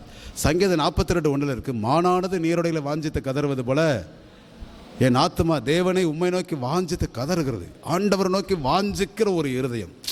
அதாவது இந்த உலகத்தில் உங்களுக்கு உங்களுடைய இருதயம் ஒன்றுக்கு ஆசைப்படுதுன்னா அது யாருக்காவது ஆசைப்படணும்? ஆண்டவரை ஆசைப்படணும், ஆண்டவருக்காக ஆசைப்படணும், அவரை ஆசைப்பட்டு என்ன செய்யணும்? தேடணும். உங்களுக்கு ஒரு ஆசை இருக்குது, ஒரு விருப்பம் இருக்குன்னா அது இயேசுவாக இருக்க வேண்டும். உங்களுக்கு ஒரு தேடுதல் இருக்குன்னா, உங்களுக்கு ஒரு நல்ல உறவுகள் இருக்கு, உங்களுக்கு ஒரு நல்ல பற்றுதல், ஒரு வைராக்கியம் ஒருத்தர் மேலே இருக்குன்னா அது யார் மேலே தான் இருக்க வேண்டும்? இயேசு மேலே இருக்க வேண்டும். அதை எழுதுகிறார், வெளிப்படையாக எழுதுகிறார், வெளிப்படையாக டெக்ளேர் பண்ணுறார். என்ன சொல்கிறான்னா, மானானது நீரோடைகளை வாஞ்சித்து கதறுவது போல என் ஆத்துமா தேவனை நோக்கி வாஞ்சித்து கதறுகிறது. சங்கீதம் 130:3 எப்படி சொல்லுதுன்னா, எப்பொழுது விடியும் என்று ஜாமக்காரன் காத்திருக்கிறது போல ஆண்டவரே என்னுடைய இருதயம் என்ன செய்யறது? விடியற் காலத்துக்கு காத்திருக்கிறது. ஆண்டவரே ராத்திரி படுத்தனா எப்போ விடியும் சொல்லி என்ன செய்கிறேன்? நான் காத்து கொண்டு இருக்கிறேன். விடிய காலையில் யார் என்னை எழுப்ப வேண்டியதில்லை, எந்த அலாரம் வைக்க வேண்டியதில்லை. காலையிலே எந்திரிச்ச உடனே என்ன செஞ்சிருவேன்? எந்திரிச்சு பாட்டு பாட ஆரம்பிப்பேன், ஜோமன் ஆரம்பிப்பேன், துதி செய்ய ஆரம்பிப்பேன். இதெல்லாம் என்னோட அர்த்தம் என்னன்னா, ஆண்டவரை நேசிக்க தெரியாதவங்கள்ட்ட தனி ஜெப வாழ்க்கை எதிர்பார்க்கவே கூடாது. இல்லையிலேயே சொல்லுங்கள். நான் ஏமி கார்மிகள் சொன்ன வார்த்தை திரும்ப சொல்கிறேன். ஆண்டவரை நேசிக்க தெரியாதவங்கள்ட்ட காணிக்கை எதிர்பார்க்க முடியாது, ஜபத்தை எதிர்பார்க்க முடியாது, ஊழியத்தை எதிர்பார்க்க முடியாது, எதுவுமே எதிர்பார்க்க முடியாது, நல்ல விஷயம் எதுவுமே எதிர்பார்க்க முடியாது. ஆண்டவரை நேசிக்கிறவங்களால மட்டும் தான் என்ன செய்ய முடியும்னா, காணிக்கம் கொடுக்க முடியும், ஊழியத்துக்கு தங்களை ஒப்பு கொடுக்க முடியும். உங்ககிட்ட நான் பேசிகிட்டு இருக்கிறேன், என்ன எடுத்துக்கோங்க. நான் ஒரு பில்டிங் கான்ட்ராக்டருங்க, கொத்தனார் வேலை பார்த்தேன், நிறைய வேலை கான்ட்ராக்ட் எடுத்து வேலை செய்வேன். என் கீழே கையில் ஆள் நிறையா இருந்தாங்க, எனக்கு சொந்தமாக வீடெல்லாம் இருந்தது, வசதி இருந்தது, எல்லாம் திறமை, எல்லாம் கிருபையெல்லாம் கருத்து கொடுத்துருந்தார். நான் போய் இன்னொருத்தரோட கையேற்றி நிற்கணுமா, வரிசையில் கையை கட்டி சம்பளம் வாங்கணுமா, யாராவது சம்பளம் போடுவாங்களா, அப்படிலாம் காக்க வேண்டிய கட்டத்தில் இல்லை, கர்த்தரனை நல்லா வச்சுருந்தார். ஆனால் ஆண்டவருடைய காரியத்தில் தேவை என்று வரும்பொழுது நான் ரொம்ப நேசிக்கிறேன், பாடுறேன். ஆண்டவர் என்னப்பா செய்யணும்னா, உயிரை கொடுக்கணுமா, உள்ளத்தை கொடுக்கணுமா, சிலுவையில் தொங்கிடுவேன் ஆய்வின்னு பாடுறேன். ஆண்டவர் சைலண்டாக என்ன சொல்கிறாருன்னா, நீ பாடுற பாட்டெல்லாம் போதும்ப்பா, அந்த பாட்டு வார்த்தையின்படி நீ எனக்கு உன்னை ஒப்பு கொடுப்பாயா, ஊழியருக்கு வாரியா. ஏடபிள்யூ டோசர் சொன்னார், கிறிஸ்தவர்கள் பொய் சொல்லவே தெரியாது, ஆனால் பாடுற பாட்டு பேர் பொய்யா தான் பாடுவாங்க. பிரைஸ் லார்ட் சொல்ல பார்ப்போம். அப்போ நம்ம என்னென்னா, நான் ஆண்டவர்கிட்ட போயிட்டு நான் அப்படி செஞ்சிருவேன் இப்படி செஞ்சிருவேன், ரைட்டு, நான் ஊழியத்துக்கு வரணும். அதாவது பவுல் கலாத்தியர் 1:15 சொல்கிறார், தம்முடைய குமாரனை என் மூலமாக சுவிசேஷமாக அறிவிக்க அவர் பிரியப்பட்ட பொழுது நான் மாம்சத்தோடு ரத்தத்தோடு யோசனை பண்ணாமல் முன்னே இருந்த எருசலேமுக்கு அரபி தேசத்துக்கு போகாமல் உடனே நான் எழும்பி புறப்பட்டு என்ன செய்து ஊழியத்துக்காக அர்ப்பணித்து ஒப்பு கொடுத்து வந்தேன். அப்போ ஆண்டவர் என்கிட்ட பேசினார், வா, கிறிஸ்துவின் அன்பு எங்களை நெருக்கி ஏவுகிறது. யார் ஆண்டவர் அதிகமாக நேசிக்கிறாங்களோ அவங்க ஊழியம் செய்வாங்க. பேதுருட்ட ஆண்டவர் ஜென்டலாக 3 கேள்வி கேட்டார். இவர்களில் எல்லாரிலும் நீ என்னிடத்தில் அன்பாக இருக்கிறாயா? ஆமா ஆண்டவர், அன்பாக இருக்கிறேன். இவர்கள் எல்லாரிடத்தை விட நீ என்னிடத்தில் அன்பாக இருக்கிறாயா? ஆமா ஆண்டவரே, அன்பாக இருக்கிறேன். 3வது ஒரு கேள்வி கேட்டார், இவர்கள் எல்லாரையும் பார்க்க நீ என்னிடத்தில் என்னை நேசிக்கிறாயா? அன்பாக இருக்கிறதுக்கு நேசிக்கிறதுக்கு வித்தியாசம் இருக்குது. அன்பாக இருக்கிறேன்னு என்னது? நான் ஈரோடுக்காரங்களா அன்பாக இருக்கிறேன், இல்லையே சொல்லுங்க. நீங்கள் என் மேலே அன்பாக இருக்கிறீங்க. ஆனால் நேசம்னா என்ன தெரியுமா உங்களுக்கு? அன்பாக இருக்கிறதுக்கு நேசமாக இருக்கிறதுக்கு என்னென்னா, ஒருத்தர் நேசிக்கிறதா உயிரை கொடுக்கவும் அவங்க ஆயத்தமாக இருப்பாங்க. ரத்தத்தை கொடுக்கவோ உயிரை கொடுக்கவோ அவங்களுக்கு அந்த ஜீவனை கொடுக்கவோ கடனாளியாக இருப்பான். ஸ்நேகம், நேசம்ங்கிறது அதான். அப்போ இயேசுவை நான் நேசிக்கிறேங்கிறது வாயிலே சொல்லிகிட்டு இருக்கிறதில்ல. அது எப்படி பார்க்க முடியும்னா, தனி ஜபத்தில், வேத தியானத்தில், முழங்காலில் நிற்கிறதுல, கொடுக்கறதில்ல, இதில் தான் நம்ம ஆண்டவரை நேசிக்கிற மாதிரி பார்க்க முடியும். ஆண்டவரை நேசிக்க தெரியாதவங்கள்ட்ட ஜபத்தை எதிர்பார்க்க முடியாது, அவருடைய பாதத்தில் உட்கார்றதை எதிர்பார்க்க முடியாது, உபவாசம் எதிர்பார்க்க முடியாது, இரவு ஜபத்தை எதிர்பார்க்க முடியாது. பொருத்தனை பண்ணுவாங்களா? அதுவும் எதுவும் பண்ண மாட்டாங்க. காணி கொடுப்பாங்களா? எதுவும் கொடுக்க மாட்டாங்க. அவங்க வந்து தங்களை தாங்களே நீதிகரித்து பேசிக்கிறாங்க. ஊழியக்காரர் சரியில்லை, சபை சரியில்லை, கமிட்டி சரியில்லை, பிரசங்கியார் சரியில்லை, சரி எல்லாம் சரியில்லை, நீ நல்லா இருக்கல, அப்போ நீ வா ஊழியத்துக்கு. நோ, நான் வரமாட்டேன். பிரைஸ் லார்ட், அல்லேலூயா சொல்லுவோம். எனக்கு தெரிஞ்சது எல்லாரும் சரியில்லை சொல்ல மட்டும் தான் தெரியும். என்னைய கூட சரியில்லை சொல்கிறவங்க எத்தனை இருக்கீங்க தெரியல. அவங்கள அல்லேலூயா சொல்லுங்கள். Praise Lord. அப்போ நம்ம என்ன கவனிக்கிறோம்னா, இந்த செய்தியுடைய சாரம்சம் என்னென்னா, ஒருவேளை வேதனையாக சில விஷயங்கள் நம்ம வந்து சிந்திக்கிற மாதிரி இருந்தாலும், நான் தனியாக என்னைக்கு கடைசியாக உபவாசம் இருந்து ஜோம் பண்ணேன், என்னைக்கு ராத்திரியில் விழித்திருந்து ஜோம் பண்ணி இருக்கிறேன், ஒரு நாள் லீவு போட்டு என்னைக்கு உபவாசம் இருந்து ஜோம் பண்ணேன் தனியாக இருந்து, ஒரு நைட்டு விடிய எப்போ எவ்வளோ நாள் ஆச்சு நான் ஜோம் பண்ணி, முழங்காலில் 1 மணி நேரம் நேரம் முழங்காலில் நின்று ஜோம் பண்ணி எத்தனை நாள் ஆச்சு, குடும்ப ஜபம் ரெகுலராக எங்கள் வீட்டில் இருக்கிறதா, இப்படிப்பட்ட காரியத்தில் நம்மளை கேட்டு நம்மளை ரீகால் பண்ணி பார்க்கணும். இது இல்லை என்றால் நம்ம ஆண்டவரிடத்தில் கேட்கணும், ஆண்டவரே நான் ஒரு ஜெப குறிப்பு வைக்கிறேன், ஜெபிக்கவே எனக்கு ஒரு ஜெபிக்க கிருபைதாரும் அப்படி சொல்லி ஒரு ஜெப குறிப்பு. நான் சொல்கிறேன், உங்களுக்கு புரியுதா? உங்களுக்கு இந்த வார்த்தை புரியுதா? நான் ஜெபிக்கிறதுக்காகவே உங்கள் இடத்துல ஜெபிக்கிறேன் அப்படின்னு என்ன அர்த்தம் தெரியுதா உங்களுக்கு? என் ஜெப வாழ்க்கையில் ஒரு வறட்சி இருக்குது, என் முழங்கால்களில் ஒரு வரட்டுத்தனம் இருக்குது, என்னோடய ஜெப வாழ்க்கையில் ஒரு மலட்டுத்தன்மை இருக்குது, என் ஜெப வாழ்க்கையில் வந்து ஒரு காணல் நீர் போல் இருக்குது, என் ஜெப வாழ்க்கையில் எந்த விதமான ஒரு விருட்சியோ எதுவுமே கிடையாது, அது எல்லாமே ஒரு காணல் நீர் போல அது வந்து வறட்சியாக இருக்குது. ஆண்டவர், இந்த வறட்சியெல்லாம் மாறுபடி என் ஜெப வாழ்க்கை ஆசீர்வதிக்கப்படும்படி நான் ஜெபிக்கிறதுக்காகவே உங்களோட சமூகத்தில் ஜெபிக்கிறேன்னு சொல்லி ஜெபிக்க வேண்டும். கர்த்தர் பெரிய காரியங்களை செய்வார். கண்களை மூடி நாம் ஜெபிப்போம். எங்களை அதிகமாக நேசிக்கிற நல்ல பிதாவே, இந்த நேரத்திற்காக நன்றி. விசேஷமாக பரலோகத்து தேவனை எங்கள் கூட நீங்கள் பேசின நல்ல வார்த்தைகளுக்காக ஸ்தோத்திரம். இந்த அருமையான நேரத்தில் கர்த்தருக்கு கூட முகமுகமாய் பேசி இருக்கிறீர் ஆண்டவரே. ஒரு சீசர்களோடு கூட பேசின இடைப்பட்ட தெய்வம் இந்த அருமையான வழியில் நான் இடைப்பட்டு இருக்கிறீங்க. நாங்களும் ஆண்டவரே மரியாதை போல தன்னை விட்டு ஈடுபடாத நல்ல பங்கை தெரிந்து கொள்ள சேனைகளின் கர்த்தாவே, உமது வாசஸ்தலங்கள் எவ்வளவு இன்பமானவைகள், 1000 நாளை பார்க்கலும் உமது பிரகாரங்களில் செல்லும் ஒரு நாள் நல்லது, ஆகாமிய கூடாரங்களில் வாசமாயிருப்பதை பார்க்கலும் உமது பிரகாரங்களில் செல்லும் ஒரே நாள் நல்லது என்று ஆண்டவரே, உம்முடைய பாதத்தை, உம்முடைய ஆலயத்தை, உம்முடைய சனத்தை நேசிக்கிற நல்ல தேவ மனிதர்களைப் போல ஆண்டவரே, இந்த நாளில் நாங்களும் உம்முடைய பாதத்தில் விழுந்து கிடக்கக்கூடிய கிருபை கர்த்தர்களை தருவீராக. தேவனே உதவி செய்தருளும், பெரிய காரியங்களை செய்தருளும். இயேசுவின் நாமத்தினால் ஜெபிக்கிறோம் நல்ல பிதாவே, ஆமென்.